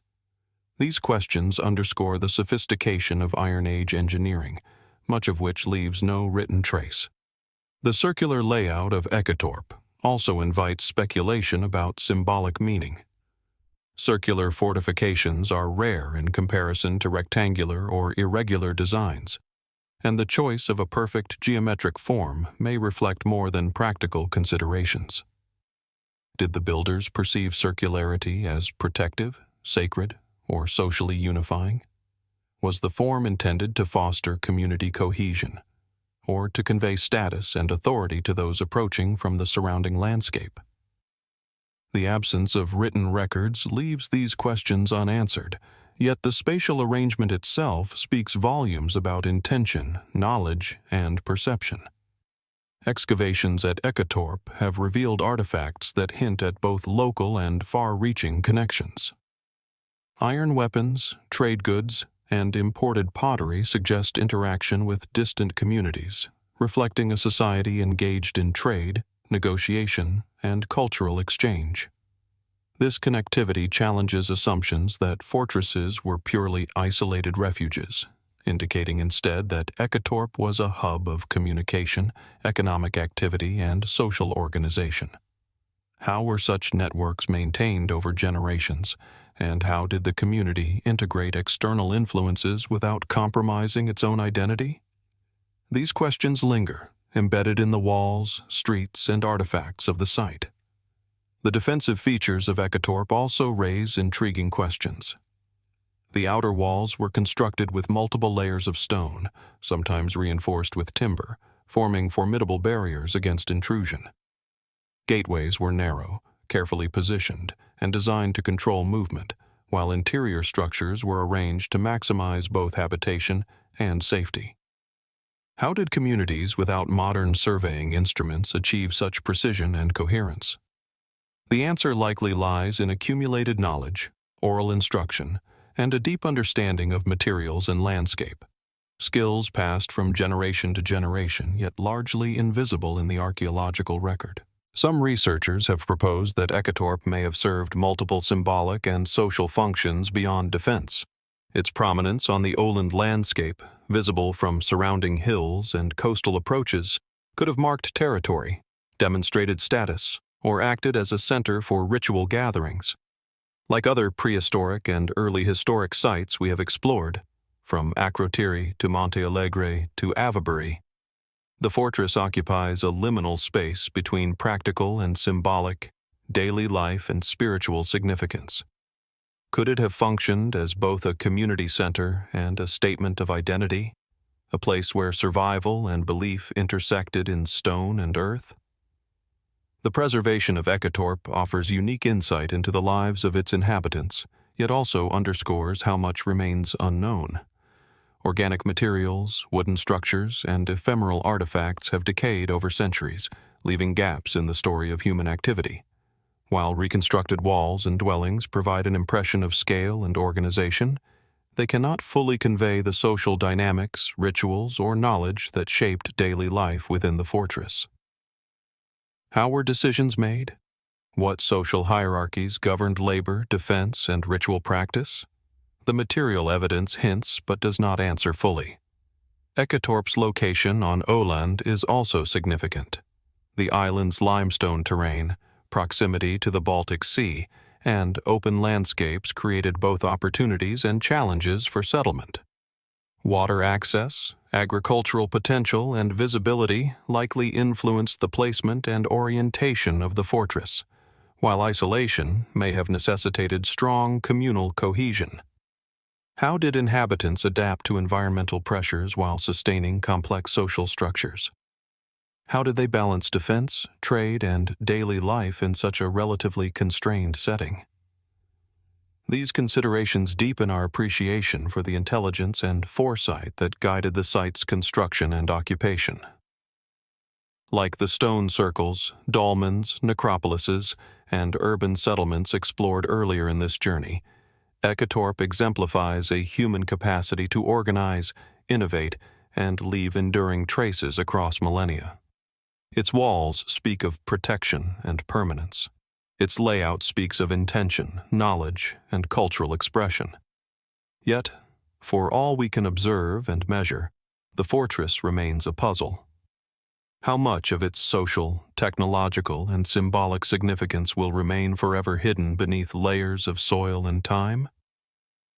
Standing today at the entrance of Eketorp, with wind sweeping across the island's limestone ridges, one can imagine the lives of those who moved within its walls. They labored to construct, maintained the fortifications, crafted tools and goods, raised families, and perhaps observed rituals now lost to history. And yet, as we trace the circular walls and pathways, we are left with a quiet question. What knowledge, intentions, and cultural insights remain buried within these stones?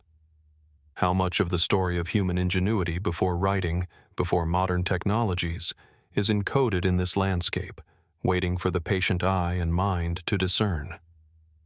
Eketorp endures, a silent sentinel over Öland's plains, a place where defense, daily life, and human ingenuity intersect in stone.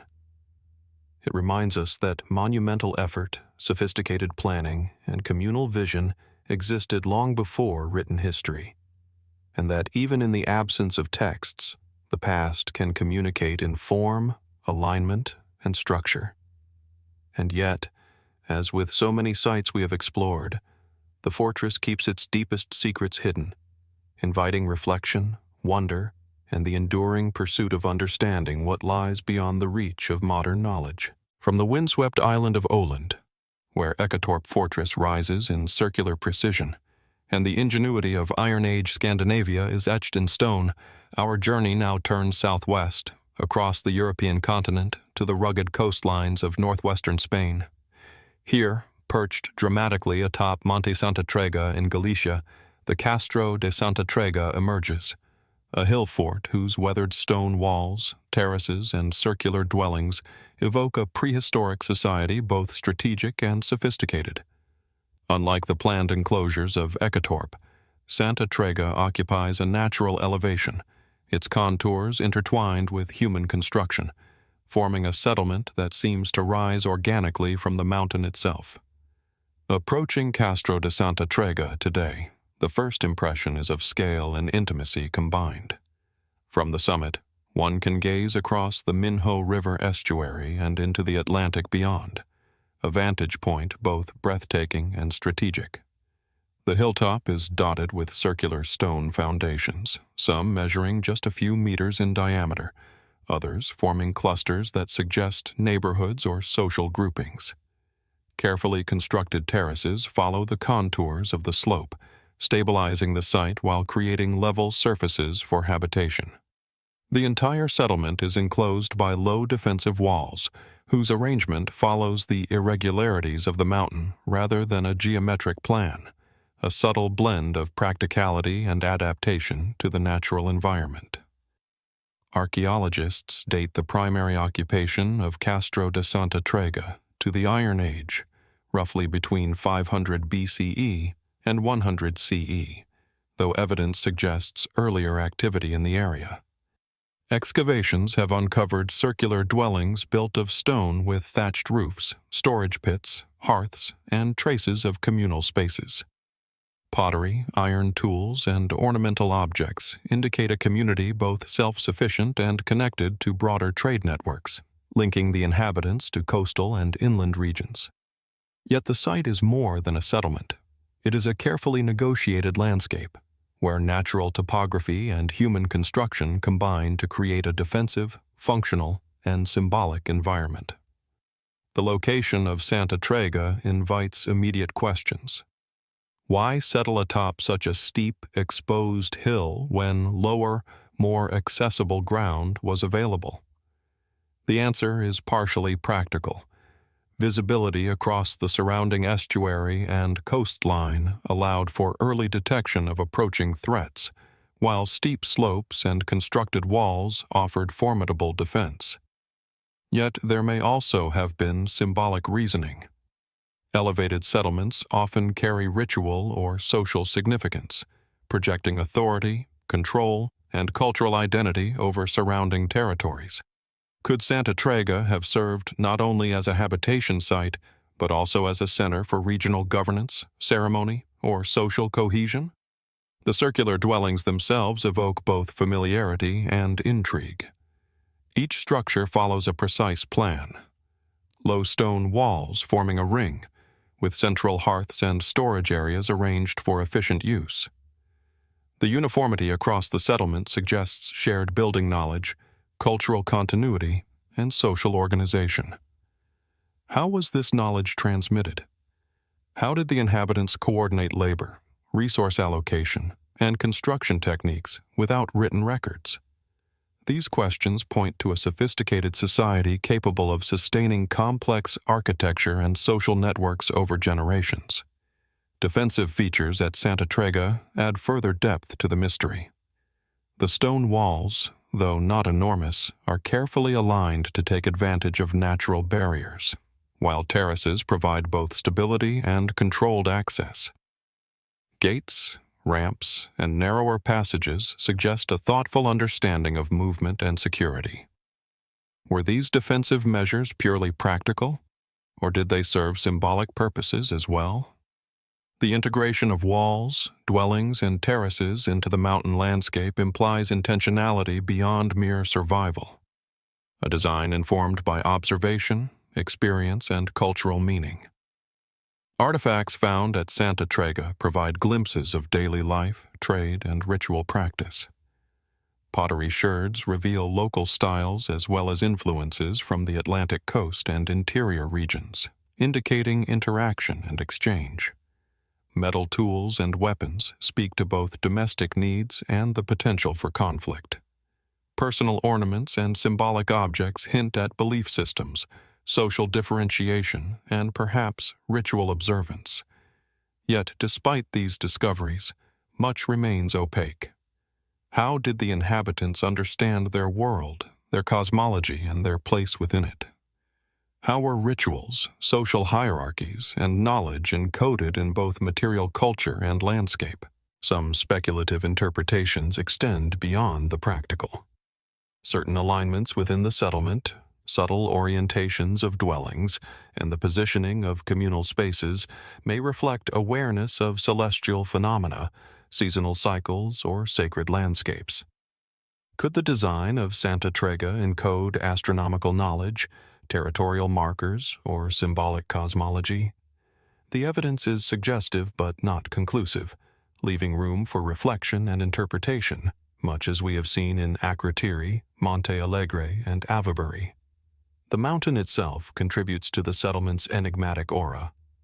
Monte Santa Trega is both a natural barrier and a commanding viewpoint, its slopes interwoven with terraces and foundations.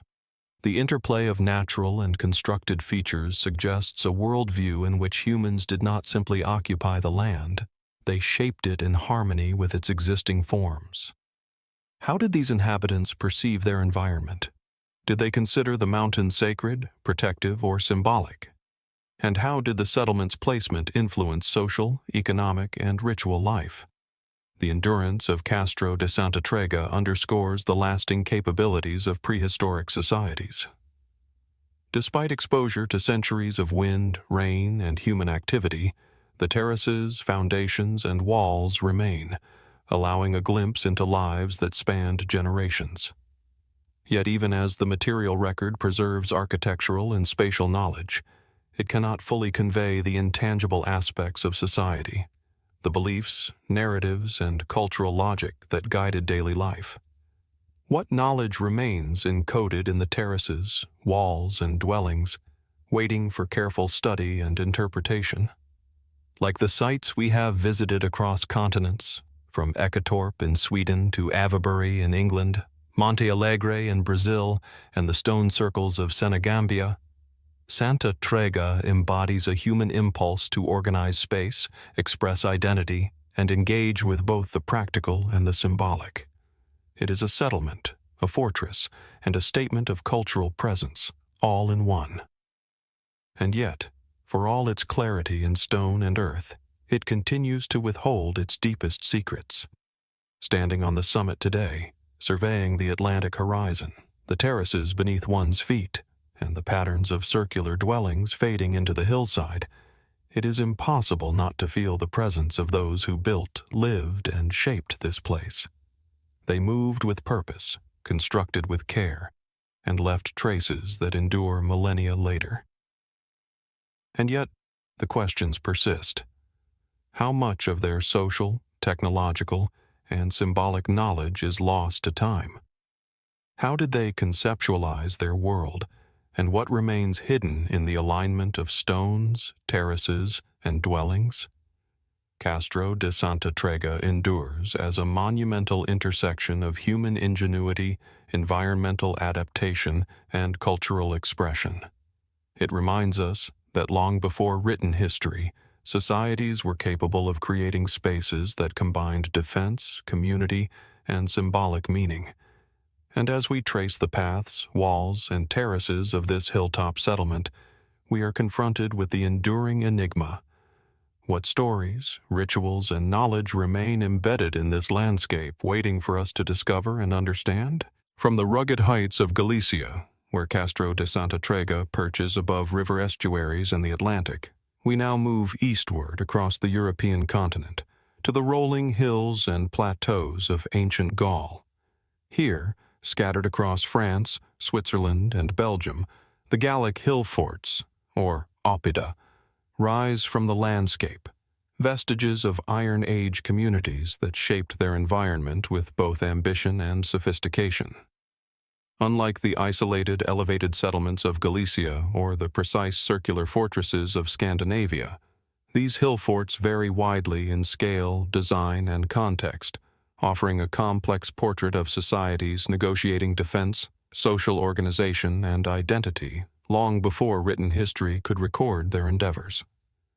At first glance, a Gallic hill fort may seem unassuming: an irregular mound, traces of stone walls, and an enclosure following the natural contours of a hill. Yet, closer observation reveals a deliberate orchestration of terrain and construction. Massive ramparts of earth and stone, often reinforced with timber, create multiple layers of defense. Ditches, some wide and deep, surround the perimeters, while entrances are strategically positioned to control movement and maximize surveillance. The shapes of these oppida are irregular, echoing the natural topography, yet they reveal an understanding of geometry, visibility, and tactical advantage. Walking along the remnants of these walls, one can sense the coordination, labor, and planning required to transform the landscape into a fortified, organized settlement. Archaeological investigations date many Gallic hill forts to the Latin period, roughly 450 BCE to 50 BCE, though some have earlier origins. Excavations frequently reveal domestic structures, storage pits, workshops, and communal areas, reflecting settlements that were both defensive and socially complex. Pottery, metal tools, weapons, and coins testify to vibrant trade networks and interaction with neighboring communities. The sheer scale of some oppida, such as Bibracte or Manching, suggests populations of thousands, implying sophisticated social hierarchies and coordination over extended periods. How were these societies organized to maintain infrastructure, supply food, and oversee construction, all without written administrative systems? The strategic positioning of hill forts raises questions that extend beyond mere defense. Many are situated on elevated plateaus or hilltops with commanding views of surrounding valleys and river systems, offering both security and control of trade routes. But why select these specific locations? Was it purely practical, or did symbolism and territorial assertion play a role? Elevated sites often convey status, authority, and connection to the spiritual or ancestral realms. Could these fortifications have been as much about demonstrating presence and power as about repelling invaders? The alignment of ramparts, gateways, and internal spaces may encode cultural values or ritual significance, subtle markers that are difficult to interpret millennia later. The construction techniques employed at Gallic hill forts reveal remarkable ingenuity. Ramparts were often multi-layered, combining earth, stone, and timber in ways designed to resist erosion, siege, and time itself. Entrances were deliberately narrow and angled to slow attackers, while internal divisions suggest planning for domestic, craft, and ritual activities. How did these communities acquire such engineering knowledge? How was expertise transmitted across generations without formal documentation? The evidence points to accumulated practical knowledge combined with sophisticated observation and experimentation, a form of technical literacy encoded in action rather than text. Trade, craft, and daily life within the Oppida further complicate our understanding. Excavations uncover smithing workshops, pottery kilns, granaries, and even signs of textile production. These sites were not merely refuges, they were vibrant centers of production, culture, and exchange. Coins, imported goods, and luxury items illustrate connections across the European continent, implying political and economic sophistication. How were these networks maintained, and how did Hillforts mediate both conflict and commerce in a world without formalized institutions? The evidence hints at social structures and decision-making processes whose intricacy is difficult to reconstruct fully. Some aspects of Gallic Hillforts invite more speculative reflection. In a few cases, entrances, walls, or alignments seem to echo celestial events, cardinal points, or landscape features. Were these elements purely functional, or did they carry symbolic, ritual, or astronomical significance? Could the Oppida serve as centers of communal identity, ritual practice, or memory, embedding cultural knowledge in spatial form? While evidence is circumstantial, the careful arrangement of space, repeated design elements, and consistent attention to visibility and alignment suggest that these were not arbitrary constructions, but considered embodiments of social and cosmological understanding. Environmental factors also shaped the development of these hillforts. Many occupy limestone ridges, river terraces, or defensible slopes that provided natural advantages. Water management, soil fertility, and access to resources influenced the size, location, and sustainability of settlements. How did communities balance practical concerns with symbolic or ritual priorities? Did the natural landscape inform cultural meaning as much as it guided defense and subsistence? These questions remain partially unresolved, leaving room for interpretation and contemplation. Across the network of Gallic Hillforts, one perceives both continuity and diversity. While each site is adapted to local geography, patterns emerge: circular or elliptical enclosures, tiered ramparts, strategic positioning, and evidence of long-term habitation. This suggests shared knowledge and cultural frameworks, yet the absence of written records preserves a profound mystery. What social, religious, or technological knowledge underpinned these constructions? How did these communities negotiate authority, trade, ritual, and survival in landscapes both challenging and abundant? Standing today among the remnants of walls, terraces, and enclosures, one can imagine the lives that unfolded here. Craftsmen shaping tools and pottery, families tending hearths and granaries, sentries scanning the horizon for approaching travelers or threats. One senses a rhythm of communal life punctuated by labor, trade, ritual, and vigilance. And yet, for all the tangible evidence, much remains unseen. The intentions encoded in spatial arrangement, the symbolic meanings of architecture, and the social rules guiding daily activity. Gallic hillforts, like the ancient settlements, stone circles, and fortresses we have explored, from Santa Trega to Eketorp, Avebury, and Monte Alegre, exemplify a human capacity to shape landscapes with intelligence, purpose, and vision long before written history could record these endeavors. They are defensive, functional, and symbolic all at once, preserving traces of technological skill, social organization, and cultural expression. And yet, as we trace the contours of ramparts, the patterns of dwellings and the alignments of gates, we are confronted by the enduring enigma. What knowledge, social order, and cultural insight remain hidden within these sites, awaiting discovery? The Hillforts endure, silent and weathered, offering both evidence and mystery.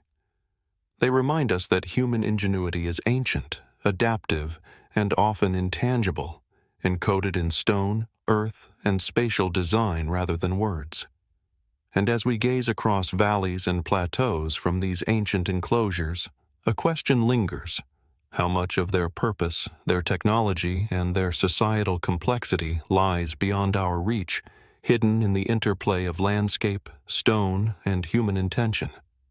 The Gallic Hillforts do not answer. They endure, monumental and mysterious, challenging us to perceive the ingenuity of civilizations before written history, and inviting us to wonder what remains to be uncovered. From the rolling hills and fortified enclosures of Gaul, where the hill forts of ancient tribes reveal societies of strategy, organization, and ritual, our journey now shifts southward, crossing the Mediterranean to the rugged island of Corsica. Here, amid jagged mountain ridges, hidden valleys, and windswept plateaus, lies a network of dolmens, massive stone structures that cluster across the landscape, their purpose and meaning whispering through the millennia. The dolmen cluster of Corsica is less a single monument than a scattered constellation of human intent, a testament to prehistoric communities who shaped the island with vision, ritual, and skill that remains deeply enigmatic. Approaching the dolmens today, one is immediately struck by the contrast between the permanence of stone and the fragility of human memory. Flat slabs of limestone or granite, sometimes arranged in simple horizontal layers, other times forming covered chambers or passageways, rise abruptly from the earth, weathered by centuries of sun, wind, and rain. Some dolmens are isolated, standing alone upon hilltops or near stream valleys. Others form clusters, their proximity suggesting communal significance or interconnected ritual landscapes. Each dolmen, regardless of size, conveys a sense of deliberate placement, a careful shaping of space that hints at meanings now lost to time. Archaeological study dates many of Corsica's dolmens to the late Neolithic and early Bronze Age, roughly between 4000 and 2000 BCE. Excavations have revealed traces of human remains, pottery fragments, and small artifacts suggesting funerary or ceremonial use. Yet the sheer scale of some stones, coupled with their often remote and elevated locations, poses immediate questions. How did these early communities transport, lift, and position slabs weighing multiple tons with only primitive tools and simple leverage? Was the effort purely functional, or did the act of construction itself carry symbolic or ritual significance? The clustering of dolmens across certain regions of Corsica invites further speculation. Why were some areas densely populated with these structures while others remain empty? Are these clusters evidence of localized sacred landscapes, centers of communal ritual, or markers of territorial boundaries? In some cases, alignments between dolmens suggest consideration of sightlines, natural features, or even solar and lunar cycles, hinting at knowledge of the environment and sky that transcends simple practicality. Were these arrangements intended to mark celestial events, seasons, or agricultural cycles, or did they hold purely spiritual meaning for the communities that built them? The construction of each dolmen reflects remarkable ingenuity. Stones are often split and shaped with care, fitted together in a manner that has allowed them to endure for millennia. Some structures appear as simple horizontal slabs, while others form chambered tombs with corbelled roofs or capstones balanced with precision. This variation raises questions about social hierarchy, skill distribution, and cultural evolution. Did more complex dolmens signify higher status or centrality in ritual practices? How did knowledge of construction techniques propagate across the island, and what cultural principles guided these choices? Artifacts discovered within and around Corsican dolmens provide tantalizing yet incomplete glimpses of prehistoric life. Fragments of ceramics, personal ornaments, and tools suggest communities that were both practical and symbolic, balancing daily needs with ritual observance. Yet the sparse nature of these finds leaves gaps that the stones themselves cannot fill.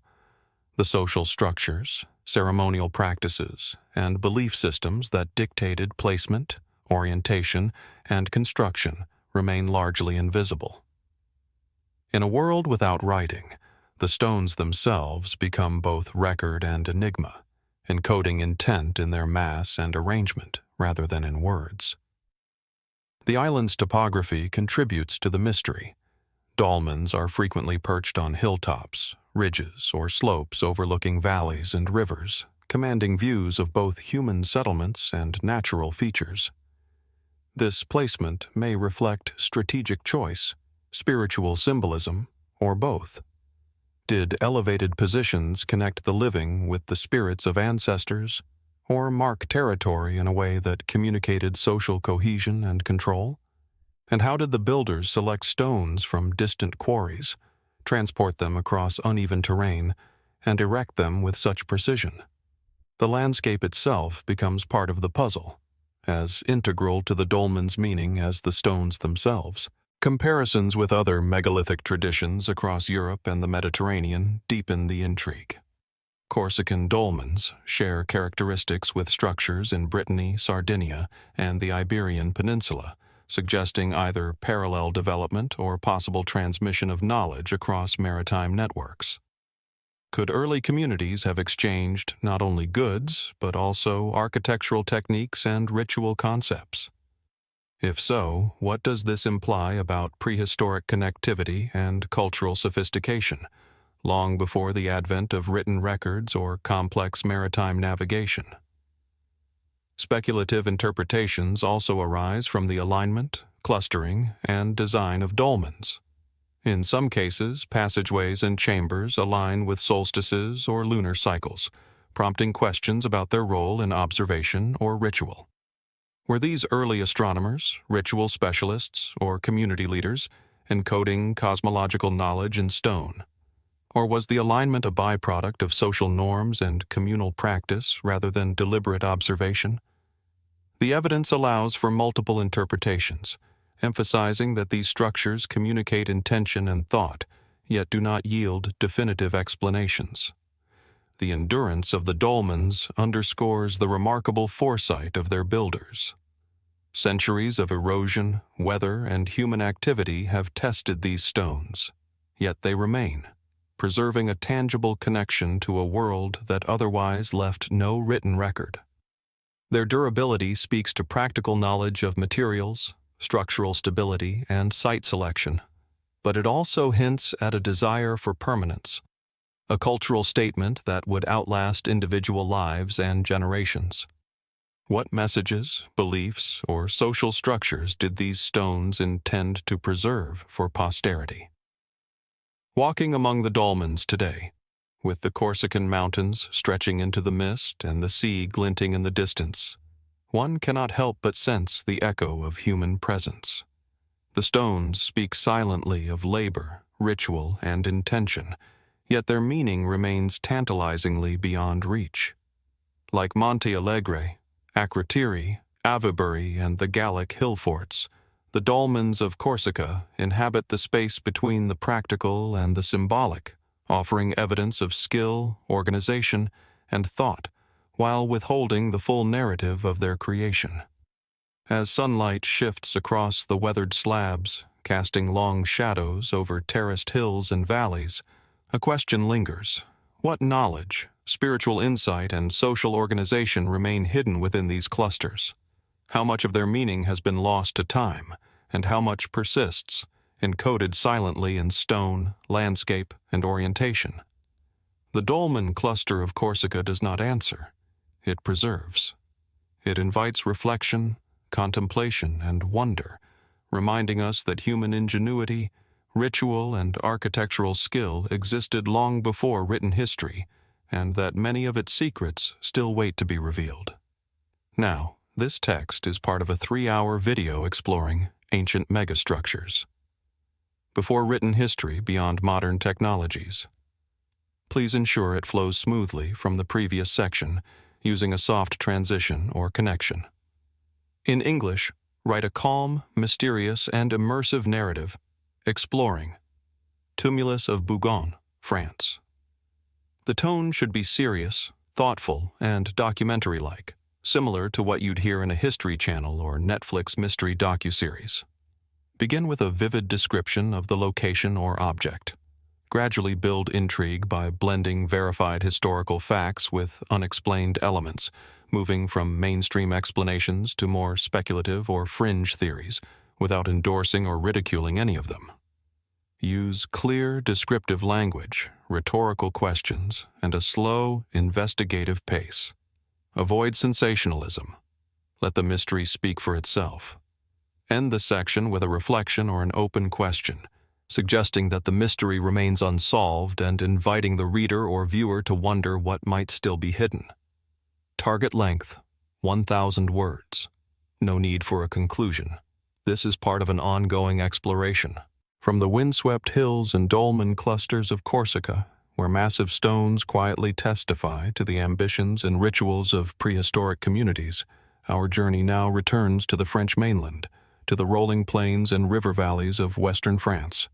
Here, near the village of Bougon, a series of ancient mounds rises from the earth, the Tumulus of Bougon, a collection of monumental burial mounds that have preserved the echoes of human life, death, and ceremony for over 6 millennia.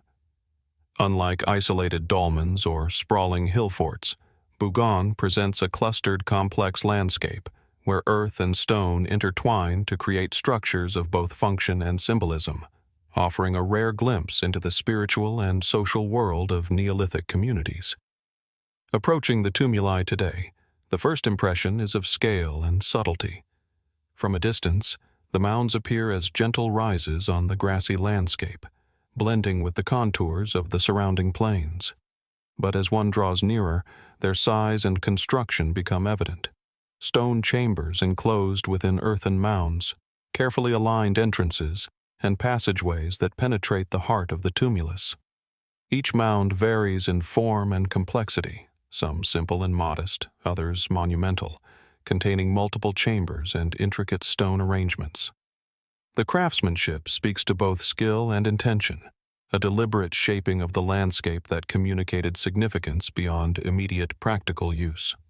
Archaeologists date the Bougon tumuli to approximately 4,700 to 4,000 BCE, placing them among the earliest monumental constructions in Western Europe.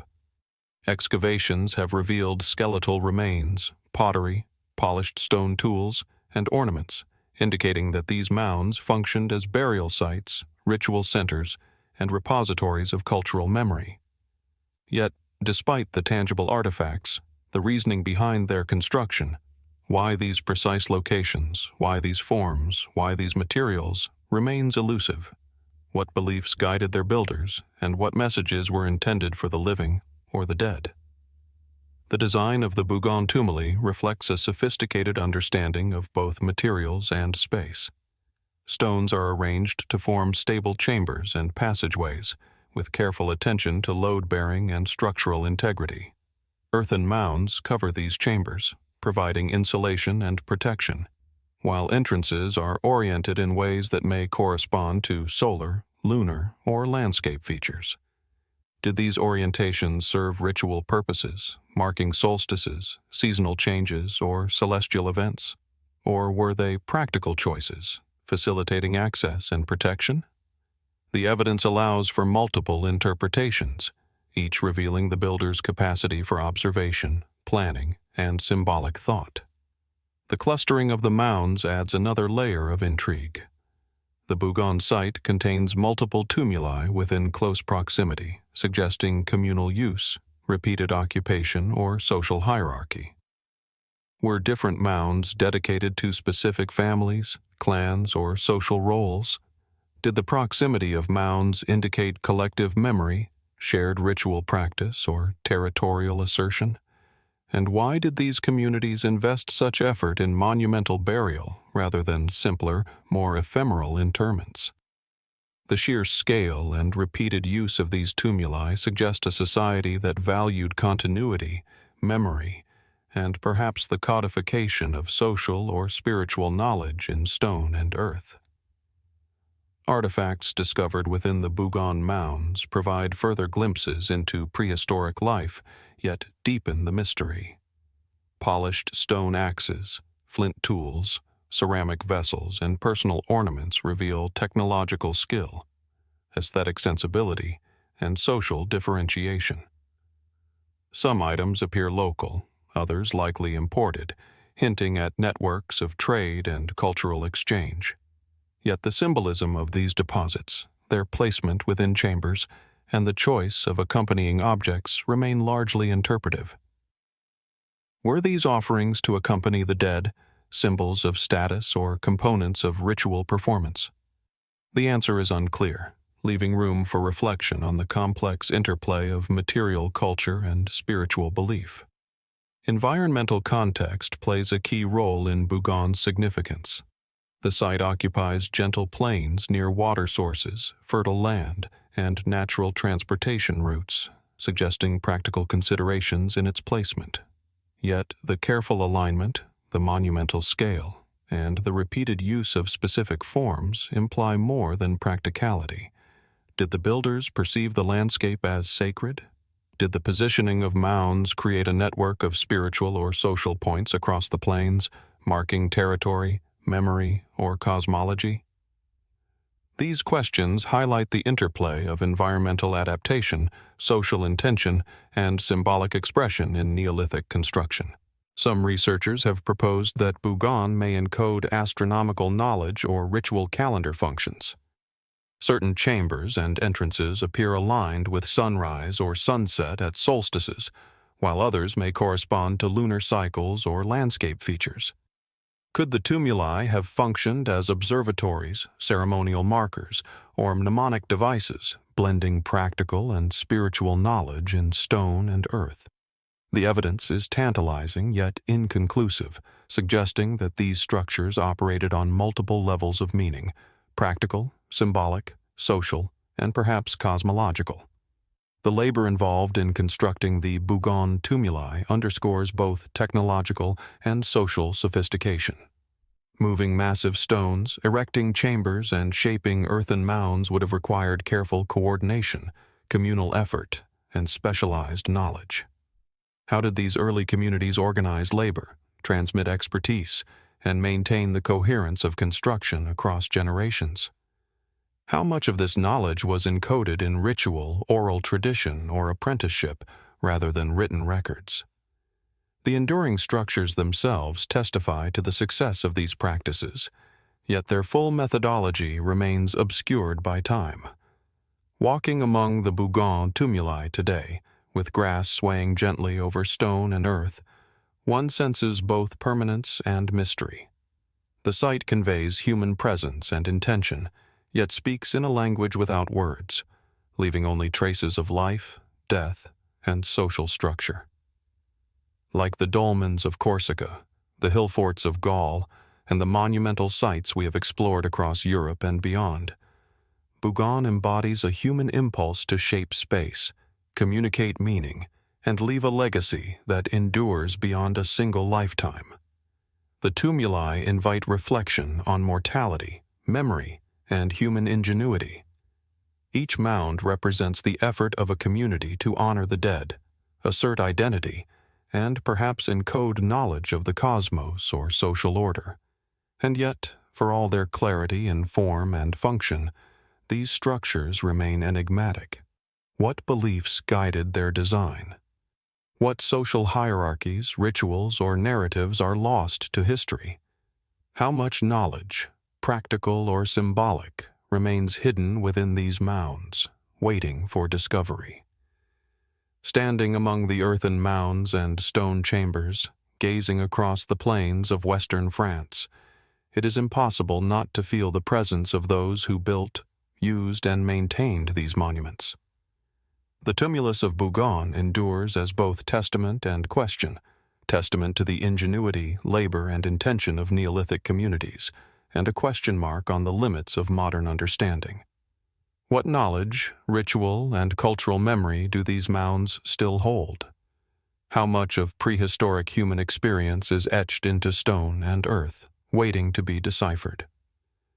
In the quiet of the Bougon plains, the mounds remain, monumental and mysterious, silently preserving traces of societies that existed long before written history, before modern technologies, and before much of the world we know today.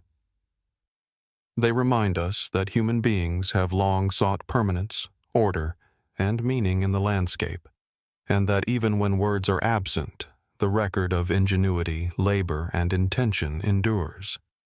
And yet, despite centuries of study, the tumulus of Bougon continues to guard its secrets, inviting us to ponder what remains hidden beneath earth and stone beyond the reach of time and modern knowledge. From the ancient plains of western France, where the tumulus of Bougon rises as a testament to Neolithic ingenuity, our journey now moves northward across the Celtic landscapes of Ireland.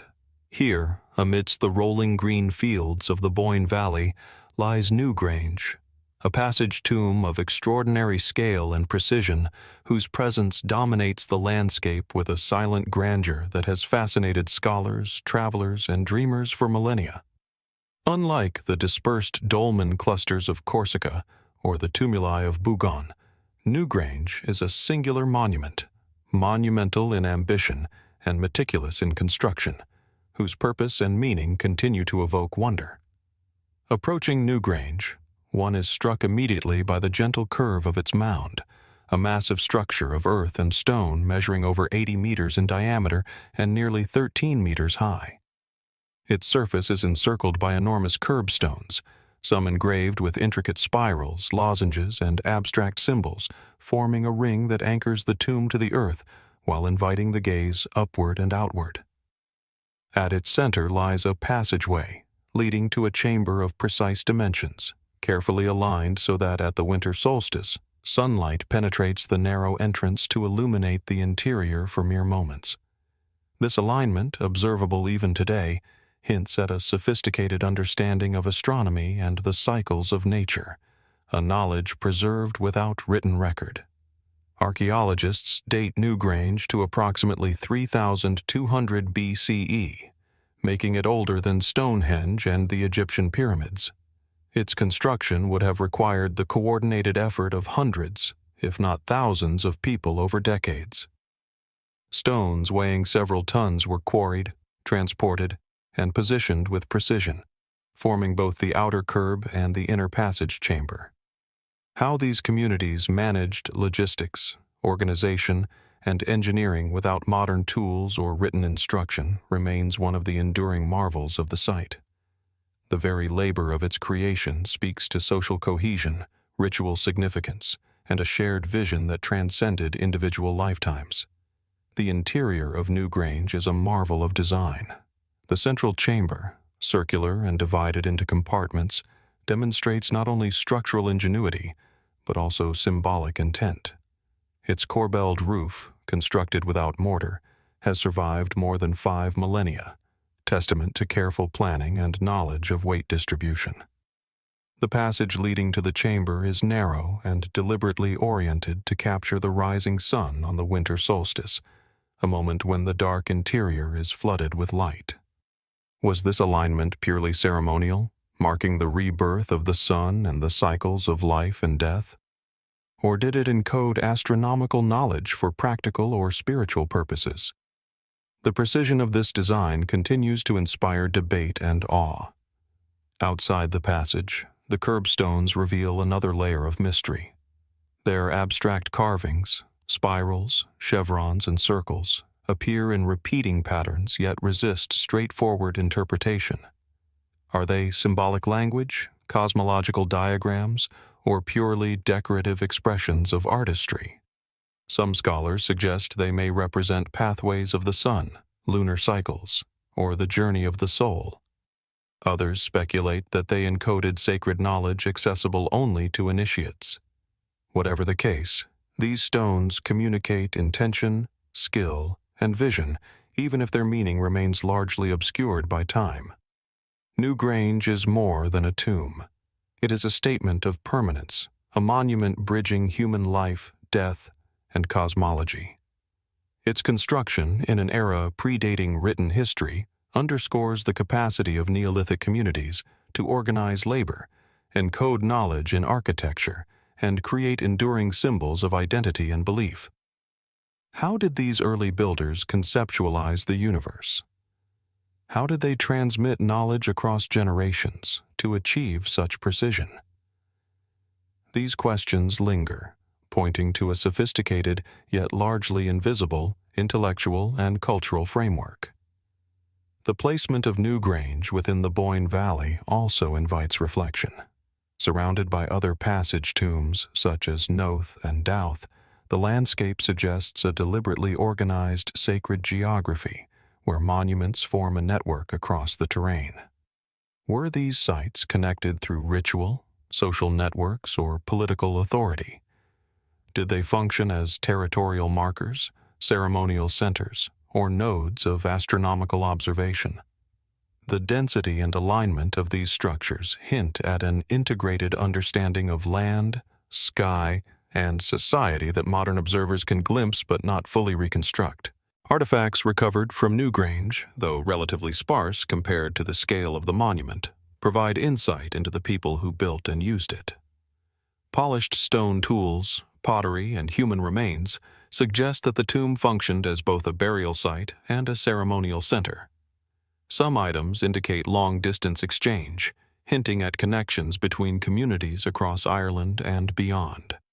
Yet the scarcity of material evidence leaves the symbolic, social, and spiritual dimensions largely to interpretation.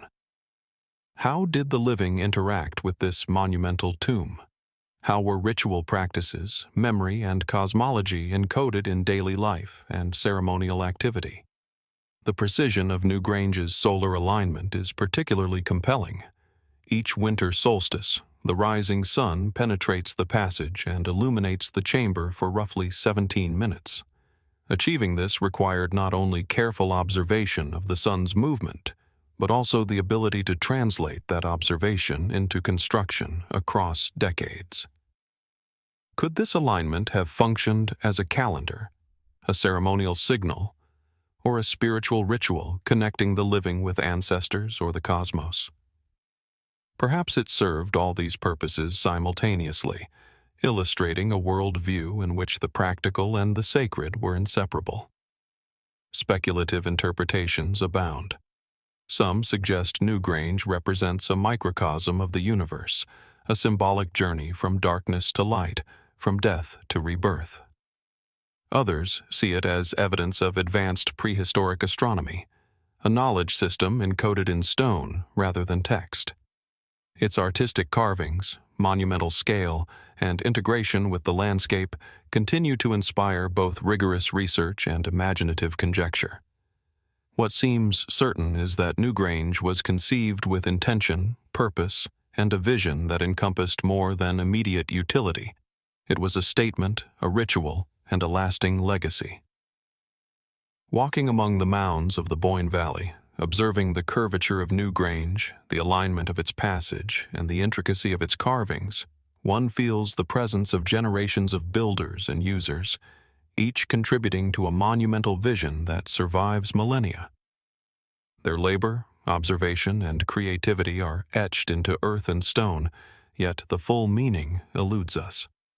What social, spiritual, and technological knowledge guided the construction? How did these people understand their world, and how did they transmit that understanding without writing? Newgrange, like the tumuli of Bougon, the dolmens of Corsica, and the hillforts and megalithic sites explored throughout this journey, embodies a human capacity for organization, artistry, and observation that predates recorded history. Its enduring presence is a reminder that monumental ambition, cultural sophistication, and technical knowledge existed long before modern technologies, and that much of this knowledge remains embedded in stone, alignment, and landscape. As the winter sun rises over the Boyne Valley, casting light into the passage for the briefest of moments. One is reminded of the delicate balance between permanence and mystery. Newgrange endures, a silent testament to human ingenuity, spiritual aspiration, and the desire to leave a mark upon the world. And yet, for all we can observe and measure, it continues to withhold its deepest secrets, inviting reflection and wonder.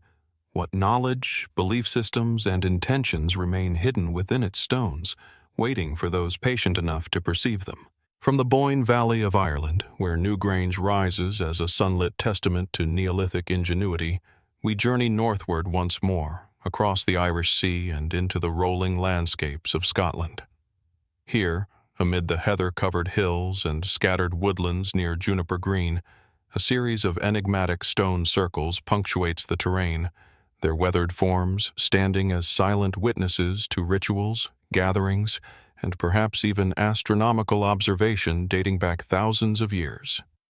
Unlike the monumental tombs of Newgrange or the clustered dolmens of Corsica, the stone circles of Juniper Green are intimate yet deliberate arrangements, inviting contemplation of purpose, pattern, and prehistoric human intention. Approaching the site today, the first impression is of subtlety and mystery. Rather than rising dramatically from the landscape, the stones emerge gently from the earth, partially covered by moss and soil, their surfaces eroded by centuries of wind, rain, and frost. Some stand upright, others have toppled or tilted over time, yet the original circular alignment remains perceptible, hinting at a deliberate plan. The stones vary in size, from modest boulders just over a meter high to larger monoliths that command attention, creating a rhythm within the circle that draws the eye inward toward the center. Here, the landscape itself seems to be part of the design, with sightlines stretching toward distant hills, valleys, and horizon points. Archaeological investigations suggest that many Scottish stone circles, including those at Juniper Green, date to the late Neolithic or early Bronze Age, roughly between 3000 and 1500 BCE. Excavations and surface surveys have uncovered minimal artifacts, a fact that both frustrates and fascinates researchers. Without clear material culture to anchor function, interpretation relies on spatial analysis, comparison with similar sites, and ethnographic analogy. Were these circles sites of ritual, social assembly, or astronomical observation? Or did they serve multiple purposes, layered with meaning that could shift across generations? The absence of written records preserves their mystery, leaving the stones themselves as primary witnesses to prehistoric life. The circular form of the Juniper Green stones immediately draws attention. The choice of geometry, a closed loop, symmetrical yet organically adapted to terrain, suggests both aesthetic and symbolic intent. Circles are universally associated with cycles, continuity, and the cosmos, and it is tempting to speculate that these formations reflect a preoccupation with celestial observation, seasonal cycles, or ritual procession. Some stones appear aligned with cardinal points, distant hills, or rising and setting positions of the sun and moon, hinting at sophisticated knowledge of natural rhythms. Were these alignments coincidental, practical, or deliberate codifications of cosmology? The evidence allows for multiple readings, each plausible yet ultimately inconclusive. The placement of the stone circles within the Juniper Green landscape adds another layer of intrigue. Unlike hilltop fortresses or tumuli, these stones occupy transitional spaces, edges of fields, clearings within woodlands, or gentle rises, where they interact with both human and natural movement. Did their positioning define sacred or social space, or mark territorial boundaries? Could they have been gathering points for communities dispersed across the landscape, loci of ritual, celebration, or negotiation? The integration of the stones with natural topography suggests an intentional dialogue between human construction and environment, blending practicality with symbolic resonance. The construction of the circles, while less monumental than Newgrange or Corsican dolmens, remains impressive. Stones weighing several tons were transported, lifted, and positioned without mortar or mechanical assistance, requiring coordination, planning, and communal effort. The variability in stone size, shape, and placement may reflect local availability, aesthetic choice, or symbolic differentiation. How did communities organize labor, communicate design principles, and transmit technical knowledge across generations in a society without written records? The answers remain elusive, but the enduring arrangement testifies to prehistoric skill and collective vision. Comparisons with other megalithic sites in Scotland and the broader British Isles suggest that Juniper Green was part of a wider cultural network. Stone circles appear across the landscape, from the Orkney Islands to the lowlands, each with unique characteristics yet sharing common features: circular geometry, deliberate alignment, and interaction with the environment. Could these sites reflect shared cosmological understanding, ritual practice, or social identity? Were communities exchanging knowledge, participating in regional ceremonial calendars, or asserting territorial and cultural cohesion through monument building? The evidence is tantalizing, yet definitive answers remain beyond reach. Speculative interpretations of the Juniper Green circles are numerous but cautious. Some researchers propose astronomical purposes, with alignments marking solstices, lunar standstills, or other celestial events. Others suggest that the circles functioned as performance spaces, arenas for ritual, social negotiation, or initiation. Could the stones have encoded collective memory, social hierarchy, or spiritual cosmology? The ambiguity itself may have been intentional, allowing meaning to shift across seasons, generations, and contexts. The stones endure, inviting reflection, observation, and imagination. The environmental context further enriches the mystery. Juniper Green's stone circles occupy spaces where terrain, vegetation, and sightlines interact to create dramatic yet subtle visual effects. Rising mists, shifting sunlight, and seasonal changes alter perception, reinforcing a connection between human activity and the rhythms of the natural world. Did prehistoric observers consider these environmental dynamics in their design, integrating movement, light, and perspective into ritual or social experience? Or were such effects incidental, later amplified by human imagination? Walking among the stones today, one senses both intimacy and monumentality. Each stone, worn and weathered, communicates effort, intention, and endurance. The circle is not merely a static object. It is a space shaped by human hands and perception, a locus of interaction between past and present, human and landscape, practical and symbolic. Here, as elsewhere in our exploration, from Newgrange to Bougon, Corsica, and the Gallic Hillforts, the material remains speak more than artifacts, preserving knowledge that is both tangible and enigmatic. Artifacts found at Juniper Green are minimal, yet the silence of material evidence reinforces the power of the stones themselves. Unlike tombs filled with human remains or tools, the circles rely on spatial presence, alignment, and orientation to convey meaning. Could the stones themselves have been intended as a mnemonic system, preserving collective memory and social knowledge? Or did they serve as stages for events whose traces vanish once the participants depart? The absence of definitive evidence transforms the site into an enduring question, inviting careful observation and contemplation. The enduring power of Juniper Green lies in this tension between permanence and mystery. The stones have survived millennia of weather, agriculture, and human passage, maintaining their positions and relationships even as context has shifted. Their geometry, alignment, and placement suggest intentionality, yet the full depth of human experience embedded in them, ritual, social, cosmological, remains elusive.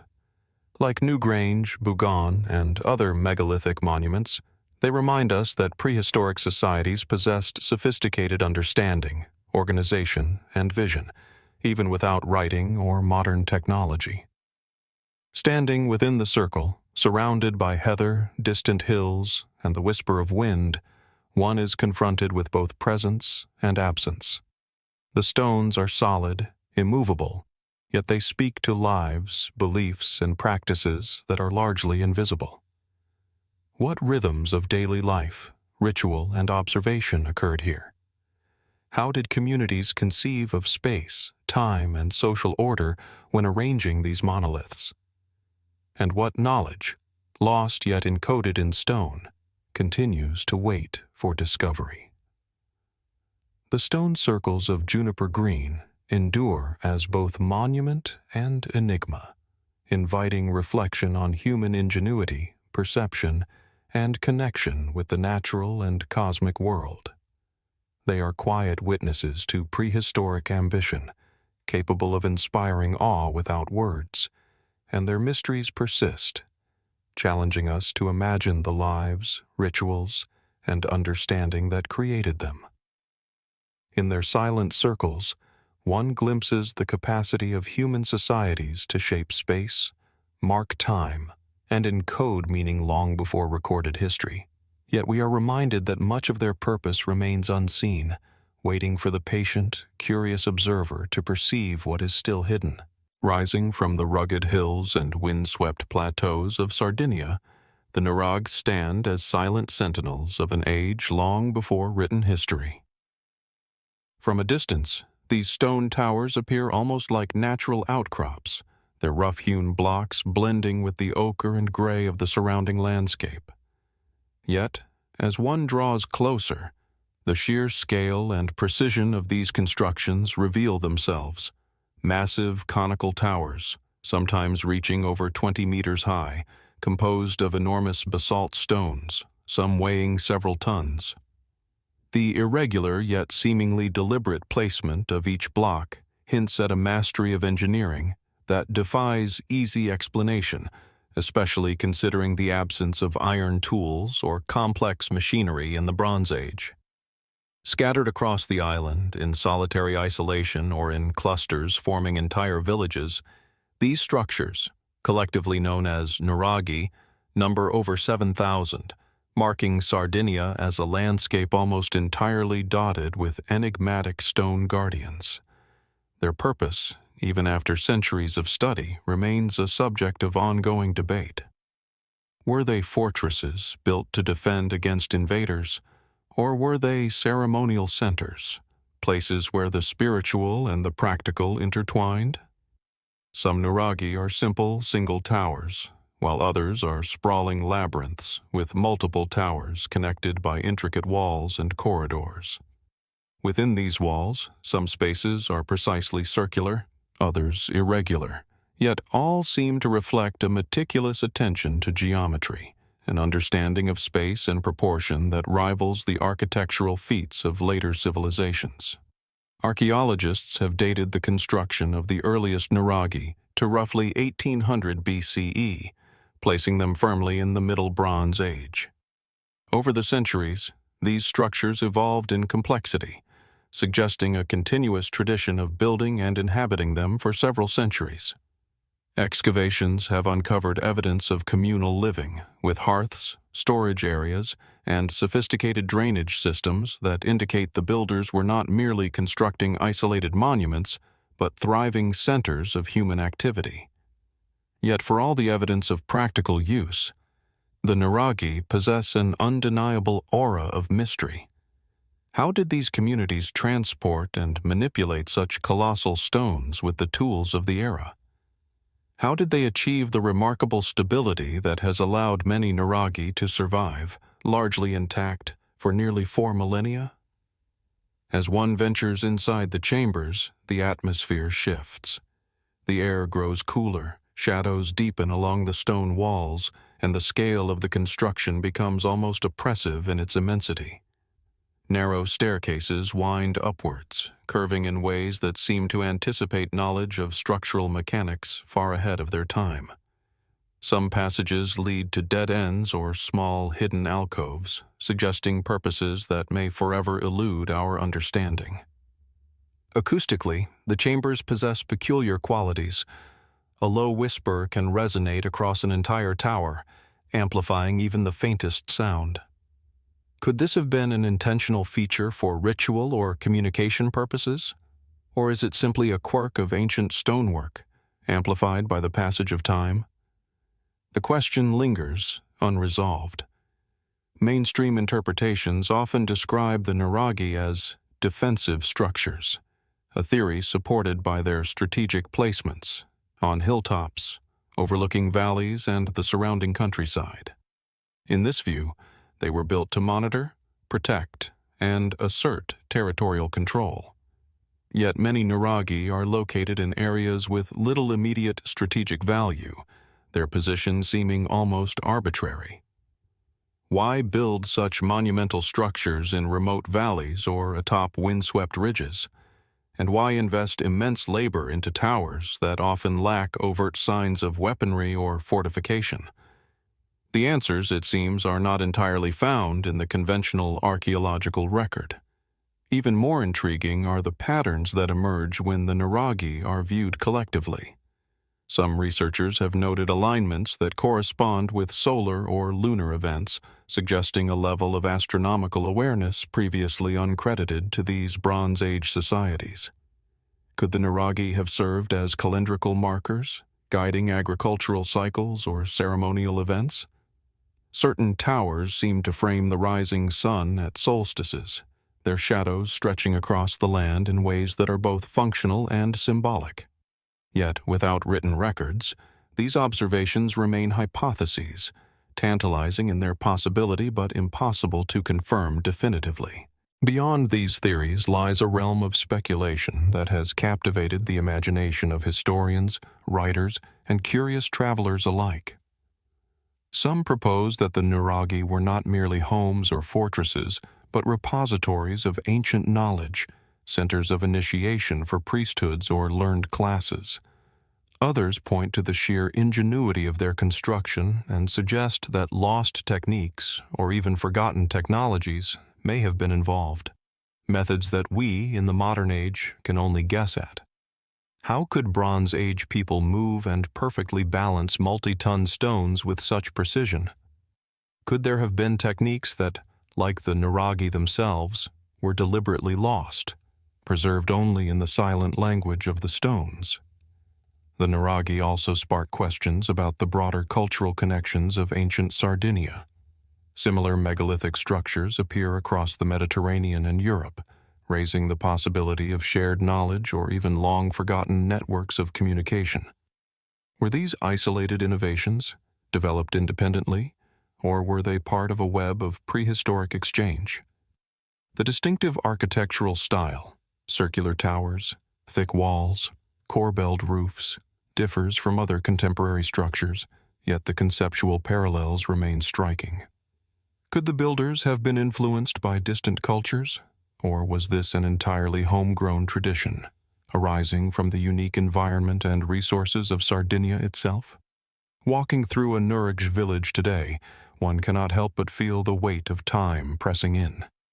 The wind whispers across the stone battlements, birds circle overhead, and the sun casts long, angular shadows that slowly shift across the walls. Within this space, the line between history and mystery blurs. Every scratch on the stone, every curve of a wall, every carefully placed block seems to whisper questions. Who were these people, and why did they invest so much effort in structures that continue to baffle us? What knowledge did they possess that allowed them to build so enduringly? And perhaps most intriguingly, what has been lost to the ages, leaving only these silent towers to hint at the brilliance, the ingenuity, and the mysteries of an ancient world? As we step back and view the nuraghi from a distance, they almost resemble abstract sculptures, rising from the landscape in defiance of time.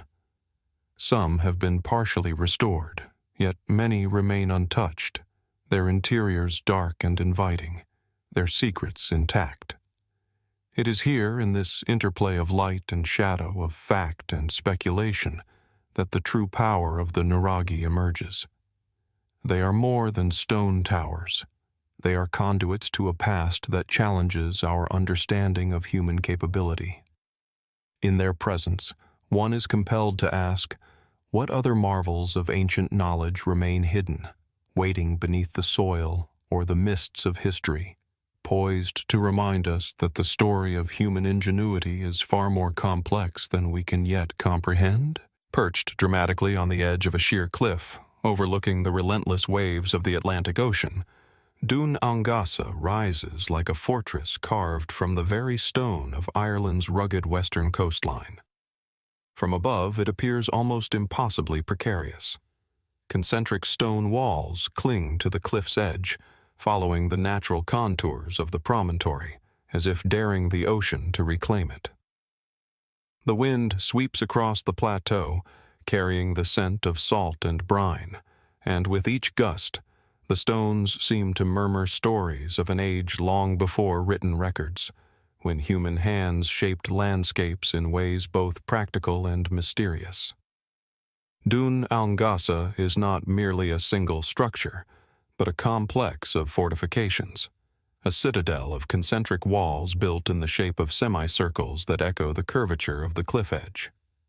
The outermost ring rises from the plateau with rough, uncut stones, while inner walls exhibit a more deliberate arrangement, each block carefully balanced atop the next. The ground within the enclosure is uneven, littered with remnants of what may have been dwellings, storage pits, and hearths, hinting at a community that once thrived here under conditions that must have been harsh and unforgiving. Archaeologists estimate that the fort was constructed around 1100 BCE during the Late Bronze Age, making it one of Europe's oldest known hill forts. Yet, for all its tangible history, Dùn Aonghasa exudes an air of mystery. How did its builders transport and stack enormous stones along the edge of a cliff that plunges hundreds of feet into the roaring sea below? How did they create such precise circular formations without the use of modern surveying tools? And why choose a location that seems to prioritize dramatic display over practical defense? The answers are partially lost to time, leaving only the stones themselves to offer whispers of intent, purpose, and meaning. Mainstream archaeological interpretations suggest Dùn Aonghasa was a defensive stronghold, a place where communities could retreat in times of conflict. Its vantage point is indeed formidable. From the highest wall, one can see for miles across the Atlantic and the surrounding islands, offering early warning against invaders. Yet the fortifications are peculiar. The outer walls, while imposing, would have offered limited protection against a determined siege. In some areas, the walls curve inwards toward the cliff, a design that seems counterintuitive for defense, as if the builders were shaping the fort with considerations beyond mere military strategy. Could Dùn Aonghasa have also served as a ceremonial site, a gathering place where ritual and communal identity were expressed in stone and earth? The interior of the fort deepens the enigma. Narrow passageways wind between walls, leading to small chambers and raised platforms, whose purpose is not entirely clear. Certain alignments within the structure suggest possible astronomical observation. At sunrise on the summer solstice, the first light strikes specific points within the walls, illuminating spaces that would otherwise remain in shadow. Were these intentional markers designed to track seasonal cycles or guide agricultural practices? Or were they symbolic, connecting the community to the rhythms of the natural world, to the ocean and sky that framed their daily lives? We can observe the alignments, measure the angles, speculate, but certainty remains elusive. Dùn Aonghasa also sparks questions about its builders and their society. The people of the Aran Islands, whose ancestors constructed the fort, lived in a world isolated by water, wind, and rugged terrain. Yet despite this isolation, they created a monument of remarkable sophistication. Could they have possessed techniques or knowledge now lost to us? Methods of stone construction and transport that allowed them to manipulate enormous boulders with apparent ease. Some researchers have speculated about the use of simple machines, sledges, or wooden rollers, yet the sheer scale and precarious placement of many stones suggest that ingenuity alone may not tell the whole story. Adding to the intrigue is the broader context of the Aran Islands. Dùn Aonghasa is part of a landscape dotted with ancient stone forts, burial cairns, and other enigmatic structures. From certain vantage points, the forts appear to form patterns across the islands, their positions mirroring natural features and perhaps even celestial events. Could this network of sites represent a forgotten system of communication or observation? A prehistoric map inscribed upon the land itself? Or are we imposing patterns where none were intended, drawn by our human desire to find meaning in the unknown? The fort's cliffside location amplifies the sense of the sublime. Standing at the edge, the wind whipping around you, it is easy to imagine the builders facing the same elements, yet working with unwavering determination. The Atlantic crashes relentlessly below, indifferent to human effort, shaping the coastline over millennia. In this context, Dùn Aonghasa can feel almost otherworldly, as if it were both a product of its environment and a defiance of it, a testament to human resolve and imagination. Did its creators feel a spiritual connection to the edge of the world, a sense that placing their stones here linked them to forces larger than themselves? And if so, what beliefs or rituals accompanied this construction, now lost to time? Speculation naturally extends into the realm of fringe theories, though here, too, evidence is elusive. Some have suggested that the fort may have been a beacon, a point of navigation or ceremonial arrival, signaling to other communities across the sea. Others propose that the alignment of walls and the precision of construction hint at knowledge of mathematics or geometry far beyond what is typically attributed to Bronze Age societies in this region. While such ideas cannot be confirmed, they underscore the enduring fascination of Dùn Aonghasa, a structure that simultaneously invites rigorous study and wild imagination, a puzzle whose pieces seem perpetually just out of reach. Walking through the remains today, one becomes aware of time in an unusual way. The wind carries the same salt-laden scent it would have carried to Bronze Age inhabitants. The stones bear marks of countless generations, some carved, some eroded, all enduring. Even in ruin, the fort communicates presence, permanence, and intention. It invites reflection on the capabilities of societies that lived without written records, yet left monuments of immense complexity that challenge our assumptions about the past. As the sun dips low, casting long shadows across the cliff and illuminating the outer walls with a golden hue, one cannot help but feel both awe and humility. Dùn Aonghasa stands as a reminder that human ingenuity has always been intertwined with mystery. Each stone, each curve of the wall, each alignment with the horizon is a question posed across the centuries. Who were these people, and what did they know? What prompted them to invest such labor, such care, and such vision into a place at the edge of the world? And what other secrets of their civilization remain hidden, perhaps still etched into the landscape, waiting for a future generation to uncover them? In the end, Dùn Aonghasa offers no easy answers. It is a monument to curiosity itself, a structure that bridges history and speculation, the tangible and the unknown. It challenges us to reconsider what we know about the past, urging us to wonder not just about the mechanics of its construction, but about the people, the culture, and the mindset that brought it into being. And as the wind whistles through the ancient stones, one is left with a lingering question. How many other marvels, like this fort at the edge of the Atlantic, remain hidden, their mysteries waiting patiently for us to notice, to explore, and to imagine? In the rolling plains of Andalusia, under the vast expanse of southern Spain's sky, The dolmens of Antequera rise as silent witnesses to a world long vanished. From a distance, they appear almost as clusters of ordinary boulders, yet as one draws near, the deliberate precision of their placement becomes unmistakable. Each dolmen, a massive stone slab balanced atop vertical supports, forming a chamber within, is a monument to human ambition and ingenuity, a testament to communities that sought to shape permanence from raw rock. The largest, known as the Menga Dolmen, stretches over 20 meters in length, its massive roof stones weighing several tons, yet perfectly aligned and balanced, defying what we assume were the limits of Bronze Age engineering. The setting itself intensifies the sense of awe. The dolmens sit amid gentle hills, yet the surrounding landscape is punctuated by imposing mountains.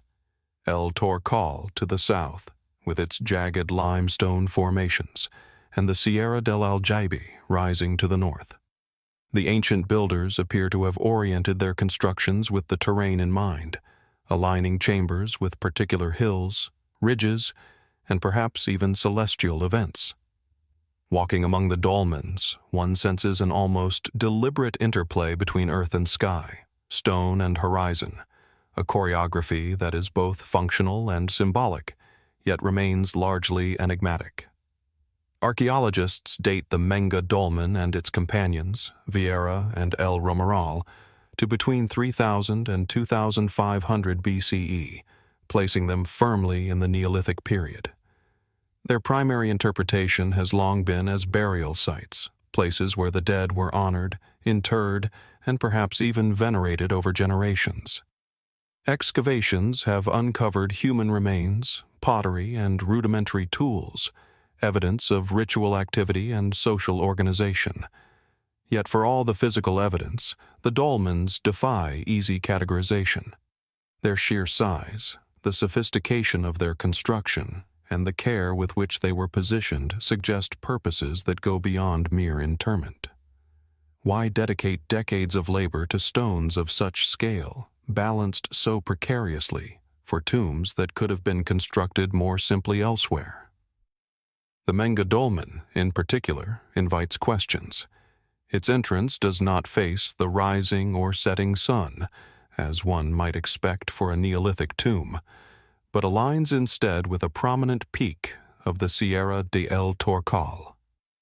This orientation has led some researchers to speculate that the dolmen may have had astronomical or ritual significance, its builders seeking to connect with the natural world in ways we can only begin to imagine.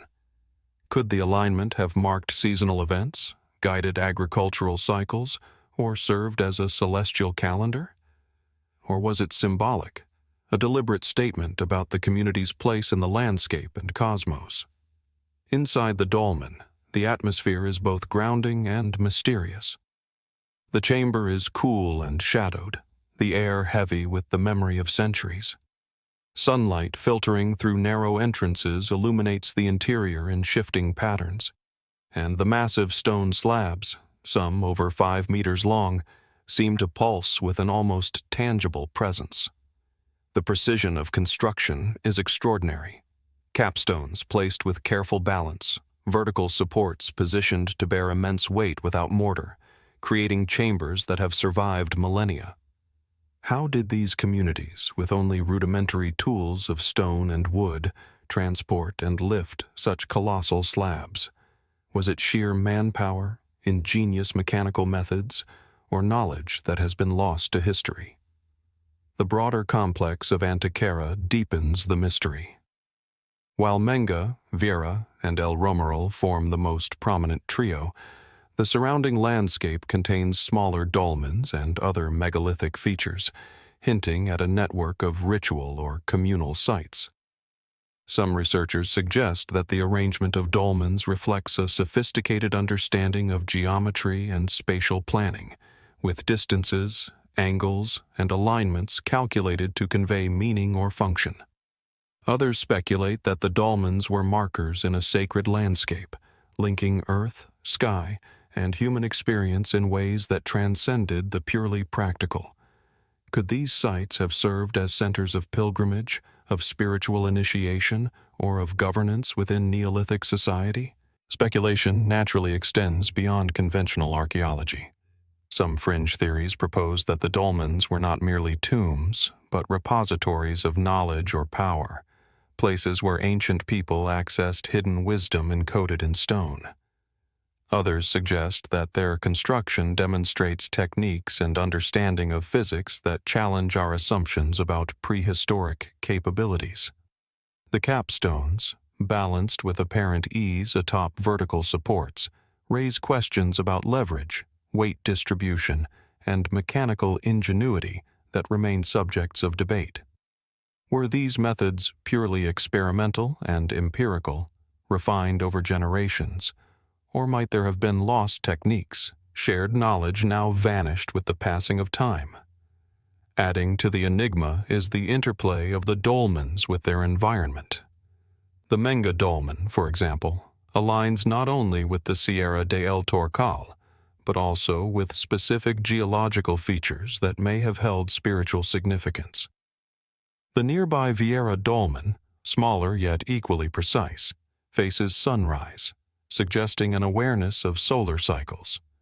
El Romeral, constructed slightly later and with a tholos-like circular chamber, introduces architectural elements that hint at evolving cultural and ritual practices.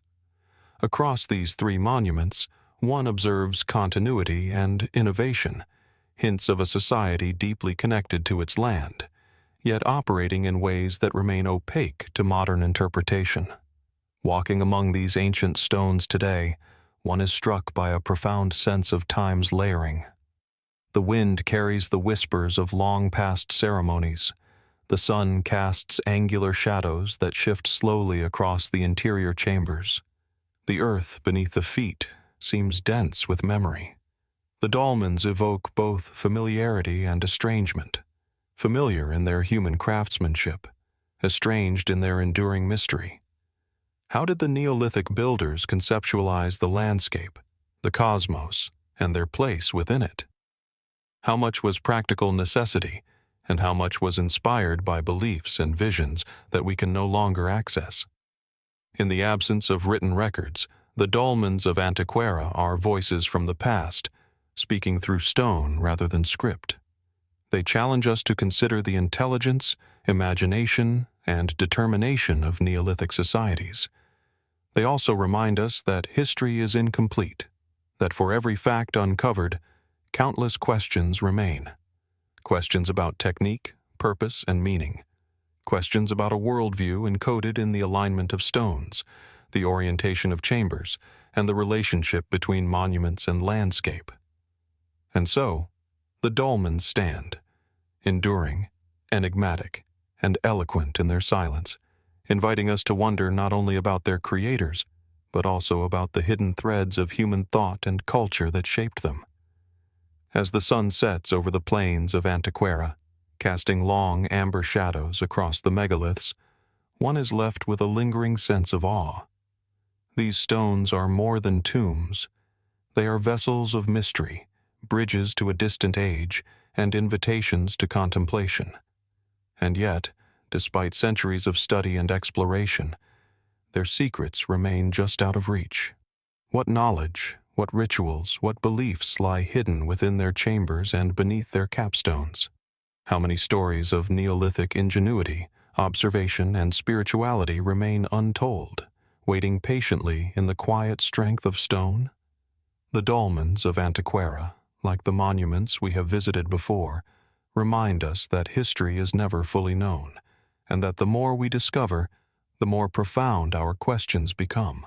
Rising abruptly from the rugged hills of the Argolis region in the Peloponnese, the Cyclopean walls of Mycenae dominate the landscape, an enduring testament to human ambition and engineering. From a distance, the walls appear almost mythical, massive stone blocks stacked in seemingly impossible configurations, their sheer size evoking awe and perhaps incredulity. Each stone weighs several tons, yet they fit together with precision, their irregular shapes interlocking as though by design rather than chance. The term Cyclopean was coined by later Greeks, who believed that only the mythical giants known as Cyclopes could have lifted and positioned such immense stones. And indeed, standing before them today, it is not difficult to understand why these walls inspired legends of the supernatural. The approach to the ancient citadel is itself dramatic. One winds upward along narrow paths flanked by the remains of fortifications, each turn revealing new perspectives of the walls stretching across hillsides. Some stones, weathered over millennia, remain so perfectly balanced that it is almost impossible to imagine how Bronze Age builders managed their placement. Archaeologists have documented blocks exceeding 6 meters in length, with some weighing well over 20 tons. No mortar holds them in place. Instead, the stability derives from their careful interlocking shapes, a feat of construction that has allowed these walls to withstand earthquakes and centuries of erosion. It is an engineering marvel, and yet the true purpose and methods behind their creation remain a puzzle. Dating these walls is challenging, but most scholars place their construction between 1600 and 1200 BCE, during the height of the Mycenaean civilization. This was a society that would later dominate the Aegean world, influencing trade, culture, and warfare across the Mediterranean. The walls themselves suggest both defensive and symbolic functions. Positioned atop steep hills, they offered a commanding view of the surrounding plains, capable of alerting inhabitants to approaching armies long before they arrived. Their massive presence also projected power and authority, signaling to allies and rivals alike that Mycenae was a city of extraordinary might. Yet, for all the practical considerations, one cannot ignore the aesthetic and monumental quality of these fortifications. Was their immense scale designed purely for defense, or was it meant to inspire reverence, fear, or awe? The Lion Gate, the principal entrance to Mycenae, exemplifies this duality. Carved directly from a single limestone slab, the relief depicts two lions, or perhaps lionesses, standing on either side of a central column.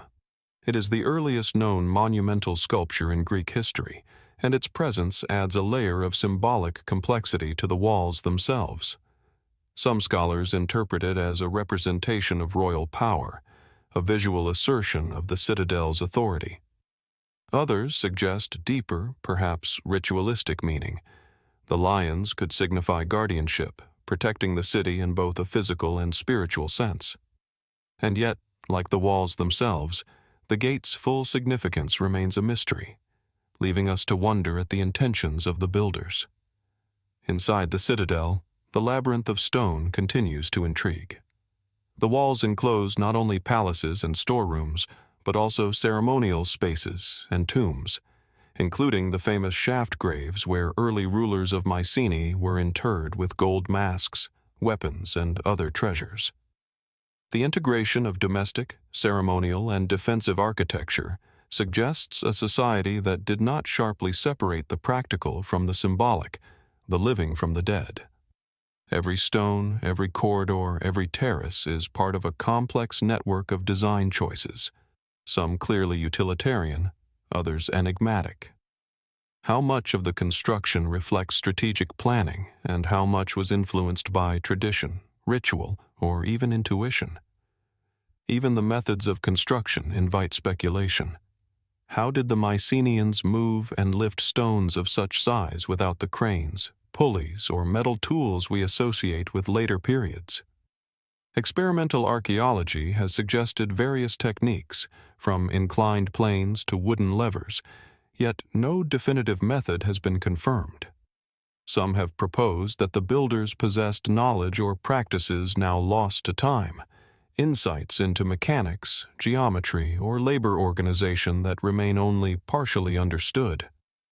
Could there have been methods that combined physics with intuition, or was the achievement purely a matter of sheer human ingenuity and cooperation? The walls themselves also pose questions about the Mycenaean worldview.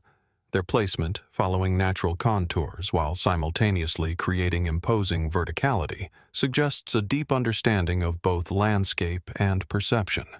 From below, the citadel seems impregnable. From above, one sees the careful interconnections of stones forming patterns of strength and resilience.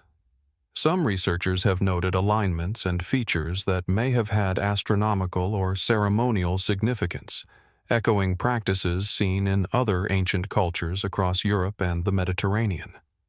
Were the walls more than defensive barriers? Could they have been symbols, observatories, or even instruments designed to interact with natural light and celestial events? Speculative theories, though unconfirmed, abound. Some propose that the Mycenaeans may have inherited techniques from an earlier, unknown civilization, knowledge of stone construction and geometry now lost to history.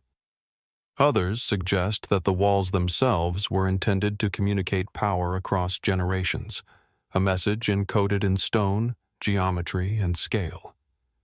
Could these massive fortifications contain messages, codes, or symbolic alignments that we have yet to decipher? And if so, what might they reveal about the Mycenaeans' understanding of their world and the forces that shaped it? Walking along the top of the walls today, one is struck by the palpable sense of presence. The wind carries the scent of earth and stone, the sound of distant traffic, a modern intrusion upon an ancient tableau. It is easy to imagine the citadel alive with the movements of people, the clang of bronze tools, the murmurs of ceremonies, and the vigilance of guards. Yet for all the evidence of human activity, the walls themselves retain a kind of silent majesty, an almost living quality, as though they were constructed to endure not just physical threats, but the passage of time itself.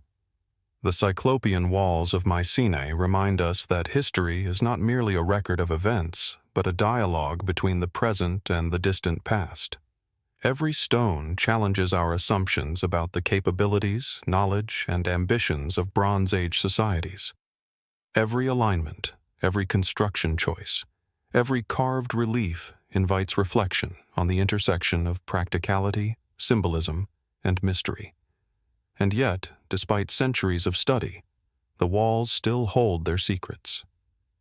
What precise techniques allowed such enormous stones to be moved and set with enduring stability? What messages or meanings were encoded in their scale, alignment, and placement? And what might remain hidden beneath the stones, waiting for discovery, interpretation, or perhaps even imagination? In the fading light, as shadows stretch across the walls and the surrounding Argive plains, the Cyclopean stones stand as a bridge between the human and the monumental, the historical and the enigmatic.